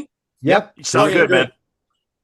I want to take a helicopter view on Saga please. because we're talking about Volume 1. What was so incredible about Saga as a creator-owned project is that there was no advertising in the individual issues. And they had a very active letter column like you had with Powers, right? And so when you get a volume, all of the letters are gone and they have a very active interaction with their fandom. And so this is I think for them as creators, they have a 360 approach to the product. Okay. They don't editorialize, they answer letters.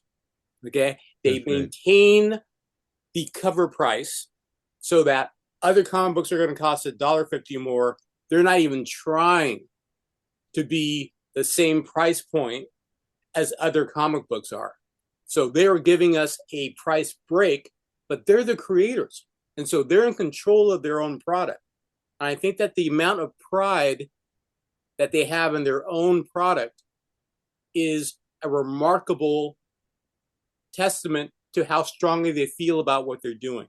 I don't think that you can get that in trade paperbacks. This is one of it happens to work anyway because they're always flooding the zone creatively. They're putting everything out there that they can without compromising their family secrets. But I love the intensity and the discipline that they bring to the project. That's what I wanted to say. That's great, man. Yeah. That's fantastic. What 'cause, I'm a big fan of Brad's. Brad has written great think pieces on the Discord about a numerous amount of comic book subjects. So I was curious about your relationship to the genres that this is blending. And has there, in those letter columns, has there been any conversations or any takeaways that you had personally about that idea, about the relationship to the genre that they're being anti-cliche with? Well, mechanically, I can't really speak to it because I haven't done adventure writing. I grew up in the Star Wars era. Sure. So the fact Which this that has my a lot of major images. exposure to science fiction is Star Wars, and that's not the most sophisticated Star Wars project out there. I mean, science fiction project. Science fiction, sure. Yeah. Right. You know, so I'm not even coming at it from a deep knowledge of what you can do with science fiction. What I love about what they do tonality wise with Saga is that it is a feminine driven narrative. Okay. Yeah. Which is not what Brian K. Vaughan normally does. Okay. And I believe that Fiona, as a co-creator, is protecting these characters that Brian K. Vaughan would generally be, he would have killed much more of the core cast and much sooner. Interesting. And I think that there's a very maternal, protective spirit to the narrative that science fiction generally doesn't have. Like Carrie was talking about the jingoism of the narrative. And that disappears so quickly in Saga. It becomes so humanistic and so welcoming and so accepting of other people's viewpoints within, I would say, the first year. It's a whole different vibe. Interesting. And I just loved that there was a real pleasure beyond the genre conventions that Fiona was being, she was clothing these characters, she was embracing these characters' differences, and she wasn't preaching. Okay, she wasn't trying to make a point. She's saying, I created these characters, okay, and they are going on their own path, and they are not going to be victims of circumstance. That's what science fiction allowed her to just kind of put them in a space where they would generally be under extraordinary danger. And she always finds the back door to get these kids out. Brad, I would subscribe to your podcast so fast. No shit. No, this has been going on for years with Brad at Jinx World. He is just an incredible intellectual. And really well, and Brad, you brought up a great point, because truly, I meant to say it earlier that yeah, this is a romance comic within a sci-fi comic within an adventure comic, and yeah, I mean it's part of that genre splicing that I mentioned in the first place. And you're absolutely right. And even only having read Volume 1. I see it, but it is great to hear, and that's what the great Vertigo books did, and I'm sure all that wonderful storytelling that the Vertigo 90s books, the good ones, were doing. I'm sure Brian BKV was paying attention to stuff like that. I also, to reiterate, I also think that though I agree, I see why you give Fiona credit for having a maternal energy to it. I think when the book is literally about a baby being born on the first page, the book itself takes on the narrative device of maternal, like we as readers are also taking care of this baby, and the baby's also talking to us from the future, right? So we have a relationship that if you've ever been a parent, even when your baby's a baby, you think you're having a communicative relationship. You're not having. You're projecting thoughts onto the crying loaf of bread that you're holding, because you can, and you might be right, but the whole book itself is maternal. I mean, just that we're starting right there at the most maternal thing that you can have in well, it's like that Miracle Man issue you're talking about, where they had the entire issue devoted to the birth of the baby, right? And so it was used as a horror device in Alan Moore's, right? Yes. So it was supposed to be shocking. Yes. Well, because we didn't know what she was going to give birth to. Yeah, absolutely. Well, but compare that. Yes. To what they do with Saga. Yes.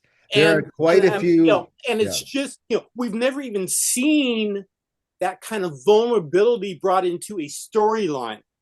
But we're now trying to make sure that this kid makes it in life. Okay, we're all invested. We're like all invested. Uncles and aunts. Yeah, like we're all invested in the baby now. Yeah, in the baby. Yeah, we don't care about the parents. Immediately, our empathy goes to the baby. What I do like about the parents, and again, I'm only 4 books in. Oh If yeah. I'm wrong, I'm wrong. But I don't have any inkling that there's any false drama about the parents breaking up or there being a falling out between the two of them. It just seems to me that that's not where this is going.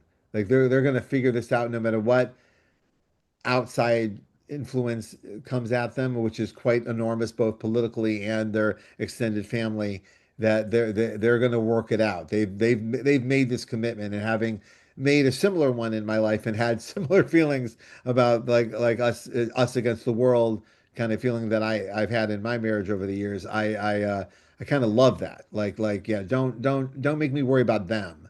Like they had a baby in the first page, and I know that people fall apart all the time, but in my heart, I'm like, you've made this commitment to me, the reader, that these three people are going to get through this, right? Or Well, we're going to root for it. And well, that's the other thing. I mean, you have your opus, which is the Jessica Jones story. Okay, I wasn't fishing. Jessica. No, well, but Jessica Jones is damaged. All right, this woman is self-reliant. Okay, she doesn't have to get out of her own way to be an excellent person, and it's really interesting that the journey is not about. I would say it's not about the marriage. Okay, it's about parenting. It's about doing what you can do for your community. And that's, I think that energy is Fiona. I don't think it's, I think that Brian K. Vaughan came up with the world. And that's why he's chatting a lot in the first 6 issues. He wants to be heard. Okay. And Fiona is just, she's putting every stitch of clothing on this world. And she's creating these odd shapes. And she is bringing her design sense to every corner of those panels. And she's just dazzling you with her calm determination to make sure everything is in its proper place. And she emerges within a year on this book, and she's the only one who's been drawing it, right? Okay, so she's 72 issues into what is as singular a collaboration that we've seen in an adventure story. I compare it to Prince Valiant. It's because it's been around long enough, right? Yeah. Okay, she's earned it. Okay, she has made an artistic statement which has not been interrupted in a genre which, by its nature, forces people to not be consistent on a single project. Okay, I don't know where she's making her money, but it cannot possibly be only on this book. Well, Comics maybe. I doesn't mean, allow you that. it's successful and it's international. They may be doing all right. Honestly, they may be doing Maybe. quite all right. Yeah.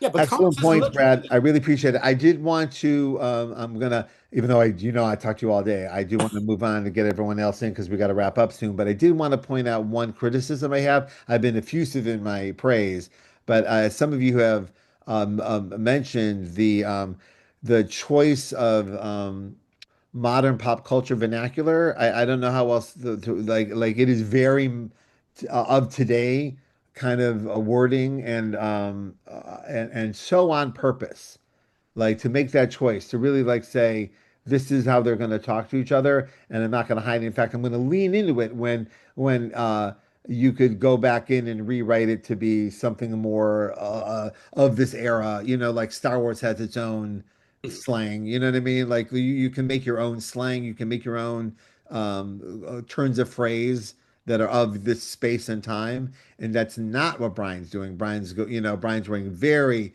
American 21st century dialogue in this space, and I have I have a fitful relationship with that. I do. I admire it and at the same time go, I've fought against that in some spaces that I've been in. I get into what is these characters' relationship to language, right? And particularly when language is being so it's so light. I mean, they're very, very, very tight in what words they're using to decide. I'm only going to use 6 words on this page, and one of them is going to be a reference to like something modern, or it'll be a modern turn of phrase. That surprises me. It does. It surprises me in relationship to all the other choices that we've discussed. Right. So I'm very interested if someone has a thought about that as well. I don't think there's a right or wrong. Ethan, you want to jump in? I know. I have a very strong opinion on that. Okay, hit When it. you're writing these fiction, you have some choices when you're writing like the fantasy, the space, the sci-fi stuff. You can either go all pop culture, or you can just completely avoid pop culture, keep the language modern, but you just blow off all pop culture. You can go the Star Trek route, which is name something like Andorian Ale. You just put something in front of something that the audience will Yes, know. we've all done that. Yeah. You can go the Star Wars route, which is like a womp rat instead of like a Klingon alligator or whatever. Or Yeah. you can go like the fantasy route, which is a new fucking name for everything. Sure. Like Yes. everything. And Yes. it drives me crazy. And I think that one of the reasons I like this so much is because the narrative and the relationships are the point. The world building is a side effect of getting the narrative moving. And so when they make a direct reference to a bake-off, like, oh, we're gonna have to bake off this thing, right? I'm fine with it. I'm Perfect just example. so fine with it. Well, they established it from the start. I mean that, and I had made that same comment earlier that sometimes I don't like it in my science fiction, and I feel that frankly Star Trek is too modern 21st century colloquial, and it's like no, and again because there's past precedent in the same way that there's Star Wars past precedent, but this from the beginning, this is just a relationship, and these two people are giving birth to their child, and it's natural dialogue, and it's like okay. I mean, and that's why I was cool with it for Saga. Ethan, you make a good point, and Travis, you make another excellent point too. Or Travis says, "I think the TV heads allow it."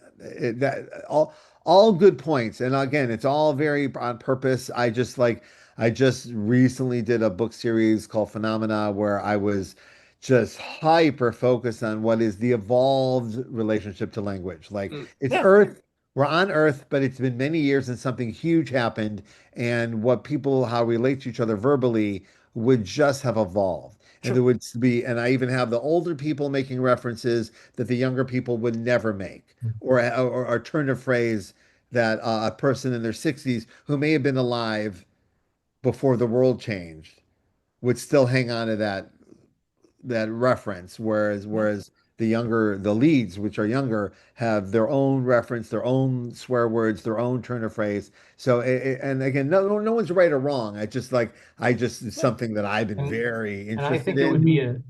a huge mistake to make a Jennifer Aniston reference. I think that would be a huge problem with this book.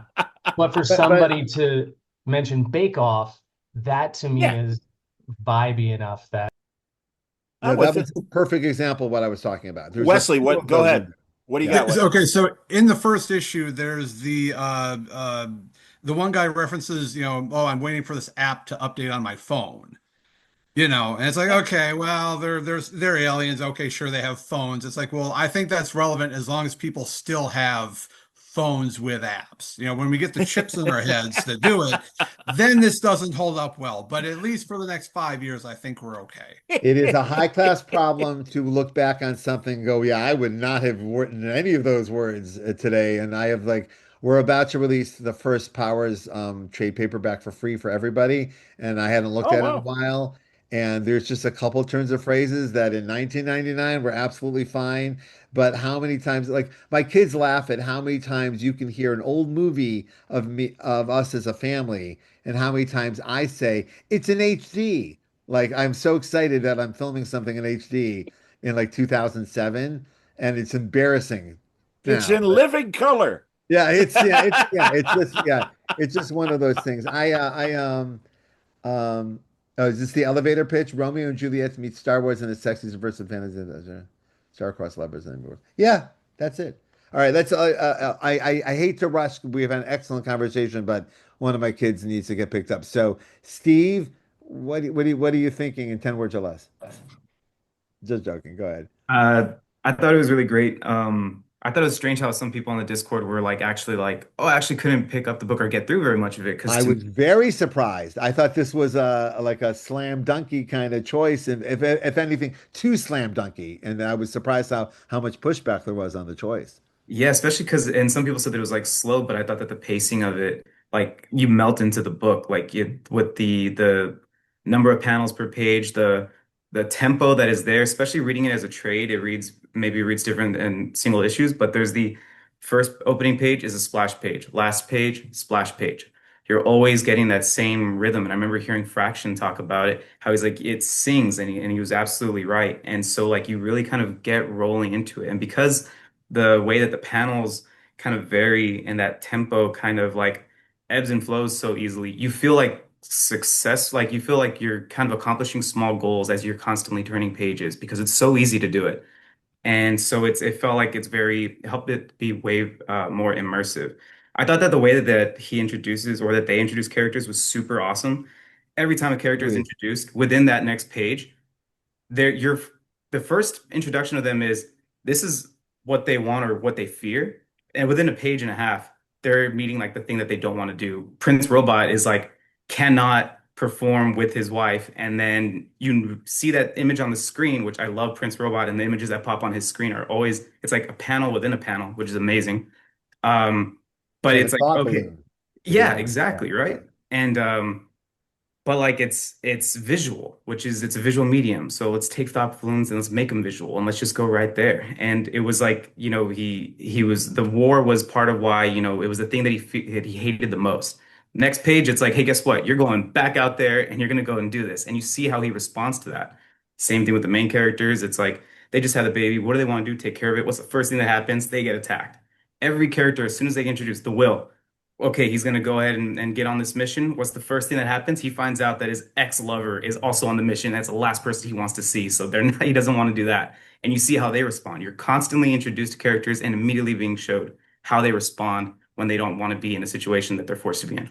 I will add to that. I think I saw a lot of, and I'm a big fan of this too, is that the character comes in and represents how they want to be seen, and then immediately the world lets you know how they really are. Yes. Like, and that so it's a kind of similar to what you said, but there's something about like particularly like blanking on the name of the original assassin that was after them. What was his name? Blanking. The will. The The Will. will. The Will comes in with, I'm the Will. I'm Boba Fett, motherfucker. And Yes. then page two, no, you're not. So the world saying nope.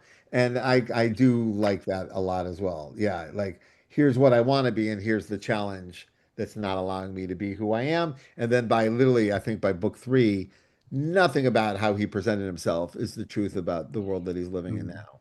And I love that too. It's called character arc. It's growth. It's great. Yeah, I All thought right. they did that so well. By the way, at the end of the book, Brian K. Vaughan does say that he does like to go back after getting the pages and the panels to try to put back in the. But he said he can't specifically with Fiona because, unlike most artists, she specifically draws the reaction, the phrasing of what is being said in the word balloon. So it actually makes it difficult to change the words because it's like she Oh, nails that she so. letters it onto the art as if, No, no, oh, meaning that it's like if the character says fuck, the character action in the panel, the way she draws it, is as if they're saying fuck. So he can't take it out to be like, oh, you know what? We don't need fuck.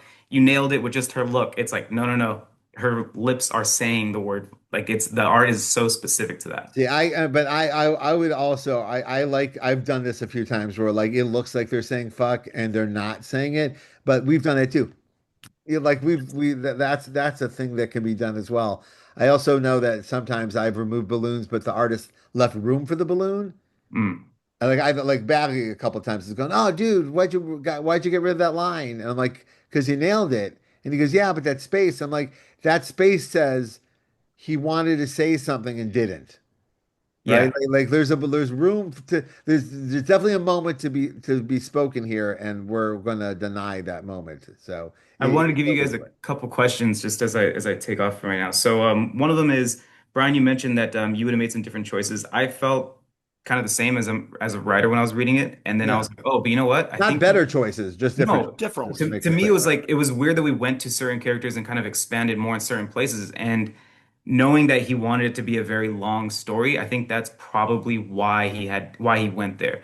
So I'm curious as to like how you think you would have responded differently if you were drawing something that was, or doing something that was specific to be a long saga as opposed The to short. closest thing I've done, and I'm not comparing the two in any way, I feel even icky even starting the sentence, is like the phenomena, which is we built a world from scratch with rules that are unique to us, Yeah. right? That are definitely a genre or a blending of genres, but and trying and aiming for something else. I also think like Brian with Fiona, uh, writing into Andre's point of view of the universe versus trying to inflict mine into it. It's like, no, no, let's be of service to this, right? Yeah. So I was thinking of my choices as I read Brian's choices, and Brian often, and I felt this when he was at Marvel, I felt this at DC, and I felt this Creator Own, his choices, the final choice, the one I'm reading, is more confident. It Mm, just seems like this is I know exactly how many words need to be said here. Is a confidence that I admire a great deal and aspire towards. So so both the things I admire, I go, oh, I wish I could do that, or I was proud of myself when I was able to get there, right? And also, oh, that's interesting. His relationship to language here is completely different than the one that I mm, was pursuing with Phenomena. How interesting, right? And again, I was going back and forth in my head. I enjoyed it when I read it, but like a bake off would take me out of the narrative for a minute. But I couldn't tell if that's because I'm a fellow writer with my choices and I wouldn't have noticed if I was just reading for fun, or if that. So that's. But I will say what I do aspire towards, and what I think Brian does excellently, is we're just going to show you through action who these people are. This is who they actually are. We're not Right. going to sit around and tell you who they are or have them talk their way out of things, which I often do. I have them. It's all action. It's all we're going to do this now, right? And this is how we relate to death, and this is how we relate to life, which is a lot of what the book is about. And anyway, that's the stuff I both admire and aspire towards. But anytime I see a page that just reeks of confidence, I'm immediately envious, like in the best way. Like that's what a creative team should aspire towards, is to make someone else go, oh man, like I forget who else said it. Like it's like Wesley, I think you said it. It's like a magic trick. It's like that's it. That's the perfect. All the puzzle pieces are there, and nothing looks like it's missing, and nothing looks like it could be added. So anyway, I also noticed a lot that like everything like on the panel is specific to like what the characters are doing. There's not a lot of like, oh, in the background this is there, in the background that is there, and it comes back later. When I read like something like Sex Criminals, I love it because of all the stuff that's in the background. And so when I'm like writing my own stuff, I'm like, oh, it'll be funny if we have this here. And also it makes sense when this comes back later because I had mentioned that it's here. So I wanted yours and John's thoughts on like when you don't see a lot going on in the background, it's all just happening right in front of you. Does that change kind of like the type of story that you expect to be reading? Like this is very dramatic, very serious, as opposed to Sex Criminals, like it's zany, so we're having stuff kind of left and right. Or even in Nancy. again in Watchmen, how things bits of business when Laurie and Dan are having their dinner conversation, you really have to pay attention to realize, oh, look at that, there's Captain Justice and or Captain Metropolis and Hooded Justice and stuff, and they're together and they didn't die, and everything that we thought. So no, I hear what you're saying. No, when it is those extreme close-ups, it pulls you in. I mean, it absolutely it does the job. I mean, everything that Brian was saying earlier, no wasted effort, and it is a magic trick. So no, I liked it, and it is again, it's an interesting choice for a science fiction story to not go double page spread, blam blam blam, and stuff like that. It is such an unconventional science fiction story in the best ways. yeah, and I've also had the genuine privilege and continue to have of writing with Matt Fraction when where he lives right down the street. We work together all the time. And I've read his first issue of Batman pre-order. It's great. And not that I think anyone here needed an extra push, but it's truly A plus Matt Fraction, and it's a great new collaboration for him. But one of the great things about working with other writers who are different than you or just look at things differently is that you could be literally staring at the same thing and see completely different things, right? And often, and me and Kelly Sue have talked about this, where Matt sees something we don't see, and you're like, "Oh, God damn, that's amazing!" It's like watching someone's superpowers come to life. So, and with Matt, we do share this love of if you're writing comedy, then every joke, no joke gets left behind, right? And then there's another comedy, just talk about comedy, where it's like, no, nail the joke. Find like that's what Seinfeld's always working on. Find the perfect 6 words for the punchline and to do them 100 times until you find the perfect 6 words. And both of them are perfectly correct, right? Like watching someone perfectly hone a joke until it's essential bits, and then watching someone just splatter a scene with every joke you can think of. That goes back. That goes from Airplane all the way on up to like just any background jokes, foreground jokes, middle jokes, and even like that weird movie Seinfeld made about Pop Tarts, where like I every love style that of movie. comedy is on camera at the same time. It's not for everybody, and he doesn't care, right? So Also, in comics, Alan Moore and Gene Ha, top 10. And all the bits of business when they have the giant scene and all the million of jokes. And it's, my God, you just spend hours looking at those double page spreads. And it's like, oh, look what's happening in that quarter. Look what that billboard says. Look what's happening on the radio right now. And it's all like there's a great airport scene where instead of gates, well, they are gates, but they're portals, kind of like the Superman movie. And yeah, and it's like, okay, all these different places. And again, it has nothing to do with the dialogue that's happening to you, but it's all in there. It's are you fantastic. talking about Promethea? What were you talking No, about? no, no. Top 10. The Top 10 series. procedural. And I would go Promethea is that one for me. Promethea, all the storytelling is in the production design Sure. of J.H. Williams's world. Oh, Like, yeah. and I admire that stuff a great deal. And none of it seems Xander Cannon. Love best name in comics, best hair in comics. Um, uh, don't you wish your name was Xander Oh, Cannon? my God. I love Xander. He's a great guy. Jesus Christ. Absolutely. Everything he Anyway. does, writing and art. Absolutely. He's brilliant. And he's a beautiful man. God bless him. But there is something really cool about like this, and that's where comics can really like because it is a stolen moment, and you can fill that moment with as much detail as you want, and none of it's wrong, right? As long as none of it flies in the face of the narrative that you're like, you know what I mean? And, like it's all in support of. Like in Top 10, this world is chaotic, and everything going on in the background tells that story, and sometimes builds on jokes from Hell Has It Too. And there's Yeah.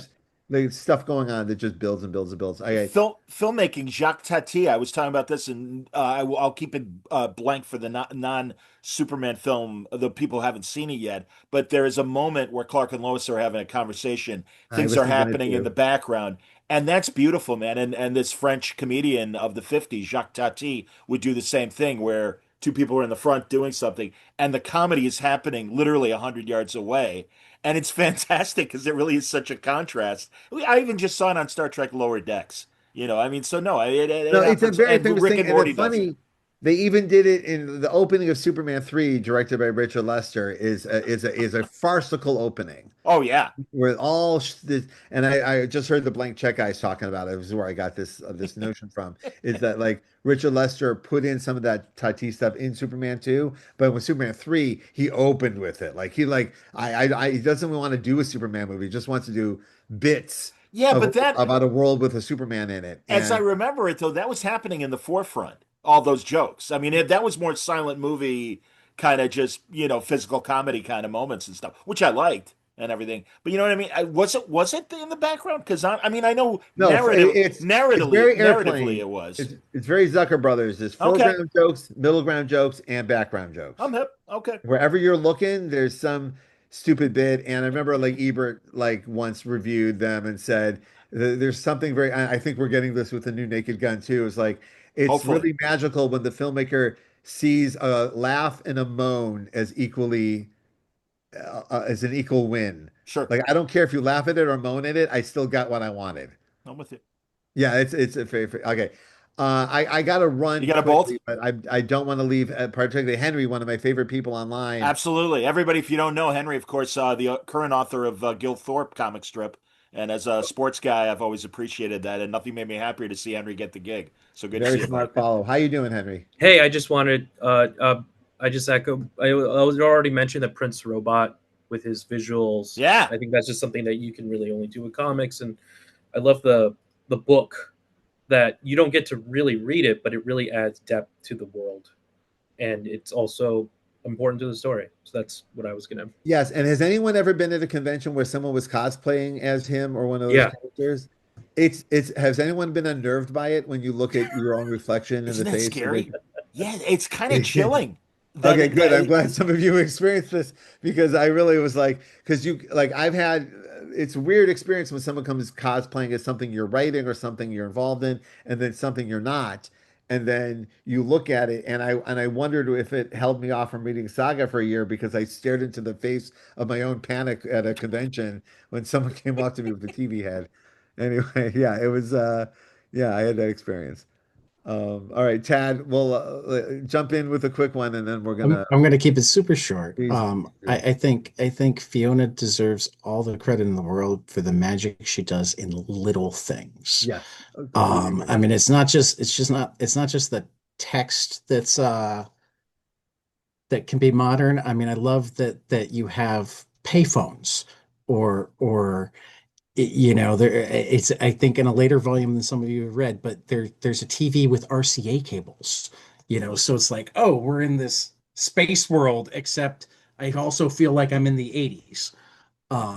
But then Well, my even if I absolute can add to this, the camera angles on yeah. choices are a very much as Oh yeah. anti-cliche as the world building itself is that where she's choosing to put the camera, Right. even if it's in script, there's a version of it where, yeah, well, Marvel comic would have it here. I'm going to go over just 10 Right. degrees over here or 20 degrees over here. And I've had that experience with a couple artists who are fitfully going, I'm not going to repeat the thing I've seen all my heroes do.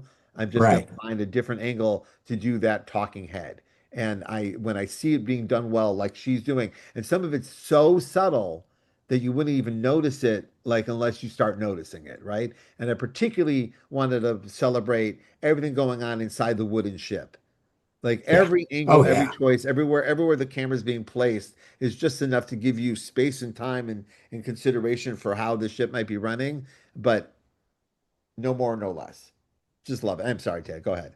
No, that's okay. But then my absolute favorite thing that she does that I don't think I noticed until like my fourth reread, and I'm wondering if anybody else has noticed it.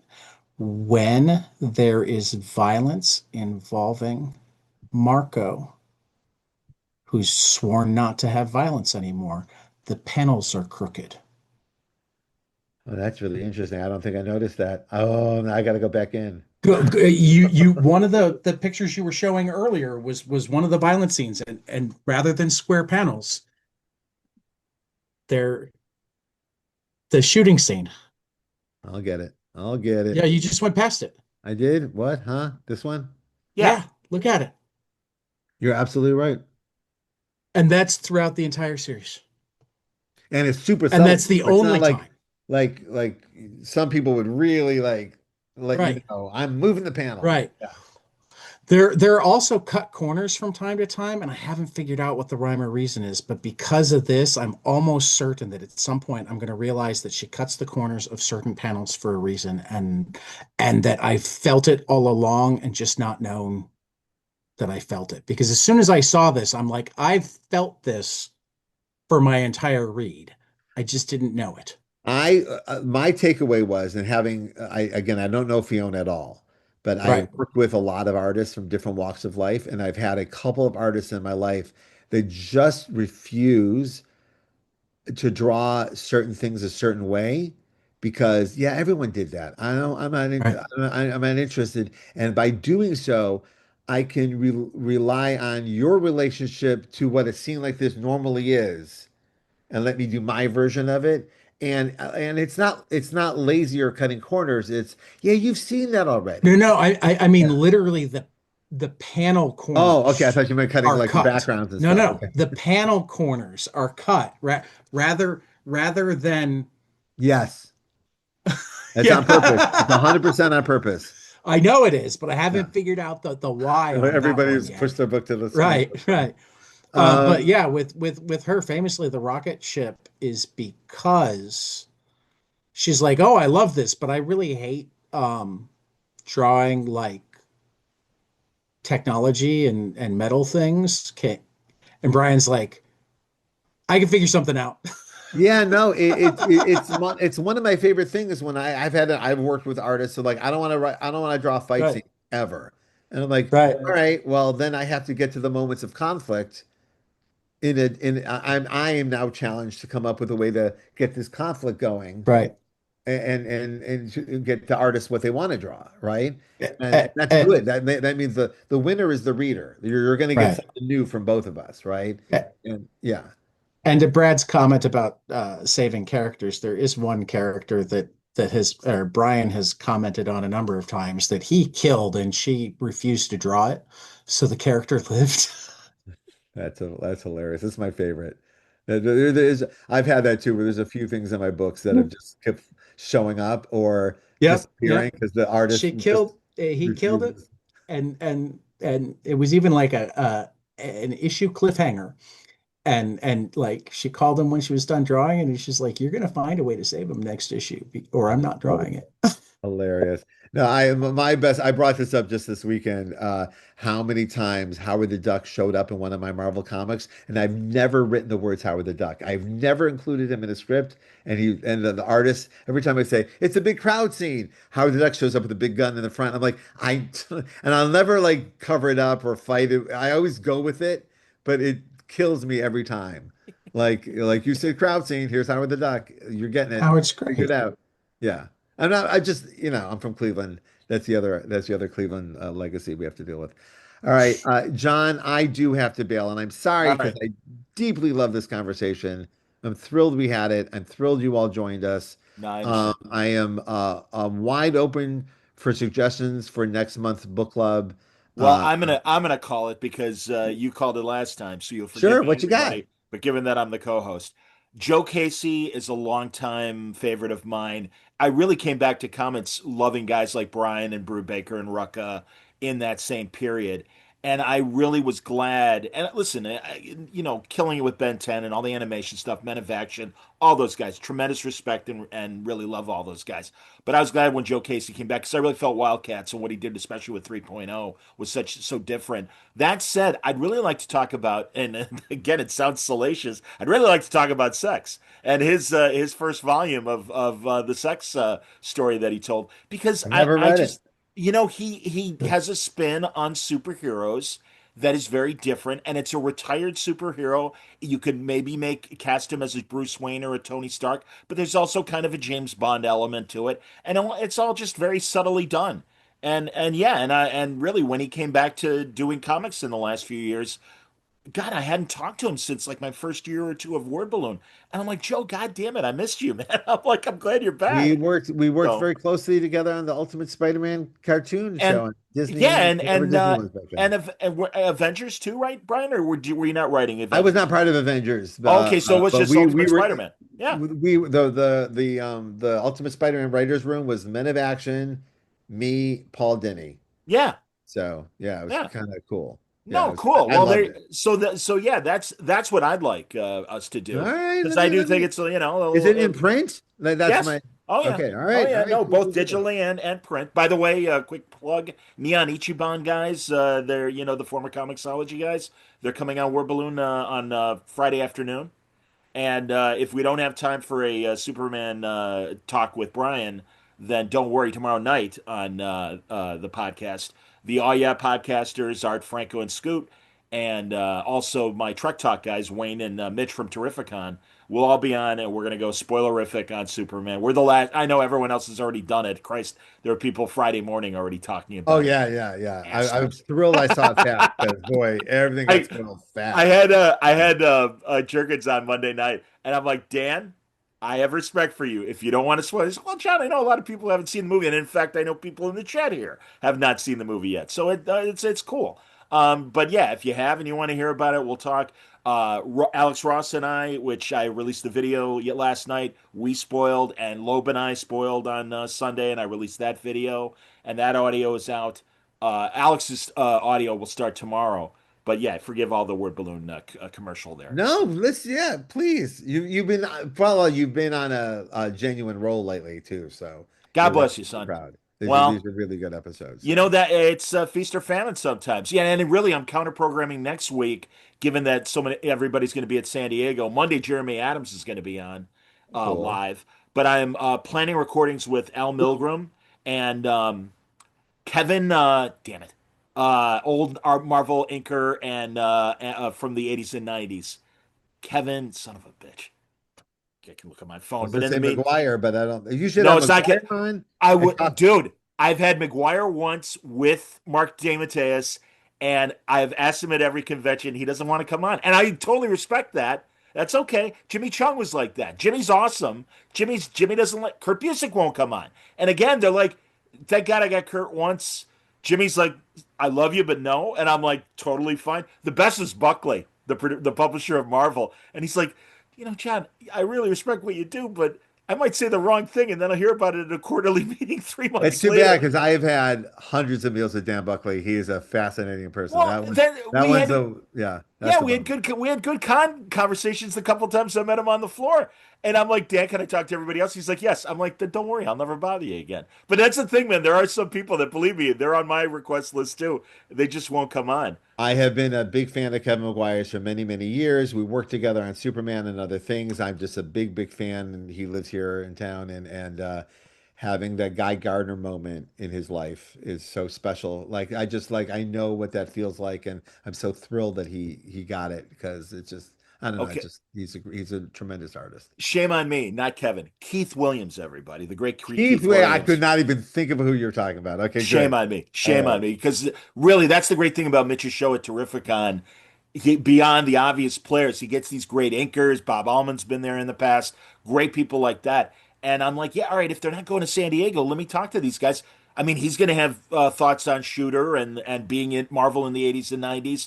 So, yeah, it's like Greg Greenberg and I had a wonderful conversation like that after Terrificon last year. All So, right. yeah, I'm trying hard beyond the big guys that we all immediately, oh my God, you're talking to Alex Ross. It's like, no, these guys have cool stories too. So I'm excited to talk to Keith. They all do. Also, I recorded all of my Superman panels at the Superman event in Cleveland, so I'll be posting those on the Discord. Those are Discord Fantastic. exclusive stuff. So if you want them, you got them. Including I started posting all the Portland Comics Confluence panels that me and Kelly Sue and David Walker and Shelley Bond did. So all of those and Steve Lieber. So these are excellent, real craft conversations. If you want to dive in, they're all available for free. I also just posted the script to Batman Universe #1 on the Discord because we're putting together the big giant hardcover for DC for that. So I put out that because the script is different than the final. I thought some people would find it interesting, like we were talking about for Saga here. Like I didn't fully have it, and it's in script that I didn't fully have it, and I'm excited to share it with you. How many So, stars all for right. Superman? Pardon? How many stars for Superman Well, without spoiling? I'm literally going to see it again this weekend so I can give it a more honest thing. Because at this moment, it's 10 out of 5 stars. I, Okay, good. I saw it in Cleveland, in my hometown, in my home theater with my brother, my best friend from high school, the guy I ran the comic store with, and had an amazing, and people were literally applauding locations. Like when they landed in the Cleveland Indians baseball field, the place went nuts for 10 minutes. Jacobs Just Park, Jacobs Field, rather. it's just when we're looking at the Cleveland Public Library, or like at spoilers, but there's a scene where they're floating around in what is the old arcade of Cleveland. That's where my comic book store was. Well, and also, I'm I've glad that kissed they my used. wife in that building. Like it's crazy to watch someone being kissed in that building. Do you So have Penthouse my 4? relationship to this isn't even a story. It's just all No, that's emotions and great. nostalgia. So I want for the real fast, and again, you'll forgive me, but Hall of Justice, wonderful shout out and location. And if people don't know, and I think most of us do, that's a real location in Cincinnati. yes, That's there's their a few natural of them. museum. There's one in Atlanta that looks just like that too. When we were Oh, I didn't filming know about the Atlanta Powers, one. Yeah, go on. we were filming Powers, our location scout goes, "Hey, I found this thing that looks just like the Hall of Justice." I'm like, "Oh my God." And I'm like, we went there and we begged them to let us film there They for wouldn't like do it? that's our and no, they were like, "You think you're the first superhero people that came in here Yeah. looking?" And Well, they Kenner, just as they I didn't want to do it. understood it, yeah, as I understood it, Kenner was also based in Cincinnati.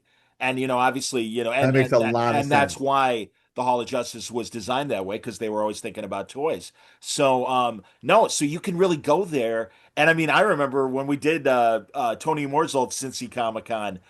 We literally took a bus down to the thing, and literally we had 20 of us in front. And of course, I went, meanwhile, at the Hall of Justice. Oh yeah, It's, no, you know, I can't believe there's more than one of them too. yeah, I'm shocked Yeah, too. That's great. it's yeah, I had the same reaction, but like I do know that some of the places in Cleveland kind of like held James Gunn hostage for more money. Like the library Oh, didn't sure. give it up easy. Yeah. Well, the Flatiron Building in New York, it's like you have to pay through the nose to use that in any New York scene and everything. So yeah, yeah, no, but it's just like we didn't have like Warner Brothers feature money. Like we couldn't like, yeah. well, I'll double it, like which is what they were doing to get their locations. You'll forgive me, but really, in the Loeb conversation, man, Loeb really gives you a really detailed difference between a television budget and a film budget, and how much money, and even more importantly, how much time to shoot 1 hour of TV. 8 days, and that's only 2 more days than the '50s when the westerns were made in 6 days. So that's why, if and again, you'll forgive the tangent, but a lot of the shows would have different. Like one week would be Maverick, the next week would be Sugarfoot, or there were two different Mavericks, and it was because the shooting schedule was so crazy they couldn't keep up for 39 episodes a year. So Warner Brothers got invented and would have other leads or literally other shows, and they would alternate every week because of that schedule. Anyway, Star Trek props on Lost in Space. So they took them out of the Star Trek garbage. All right. Guys, everyone, thank you so much for joining us for this conversation. For those yeah, listening later on, thank you yes. very much for being part of this conversation and And I want loving this medium. so many writers in the chat as well, and I'm glad to see that, and that's Yes, great. yeah. That's a So big part of the Jinx World Discord is a bunch of sure.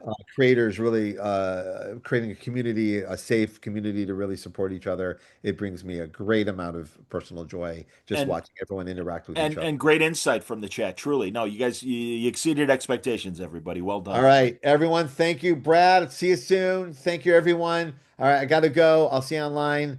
To be continued. Thank you, everyone. Thanks, everybody. Thanks a lot for playing. Take care of yourselves, and we'll talk soon. Bye bye. If you're here at Word Balloon, it's because you like comics, creators, conversation, pop culture subjects. Would you consider joining the League of Word Balloon listeners? Patreon.com/wordballoon. When you subscribe, you'll also be part of the Word Balloon Book Club, where Brian Michael Bendis and I will pick a comic every month to review and discuss live with the League on this show. Join the League today, patreon.com/wordballoon. Thank you always for your support, League of Word Balloon listeners.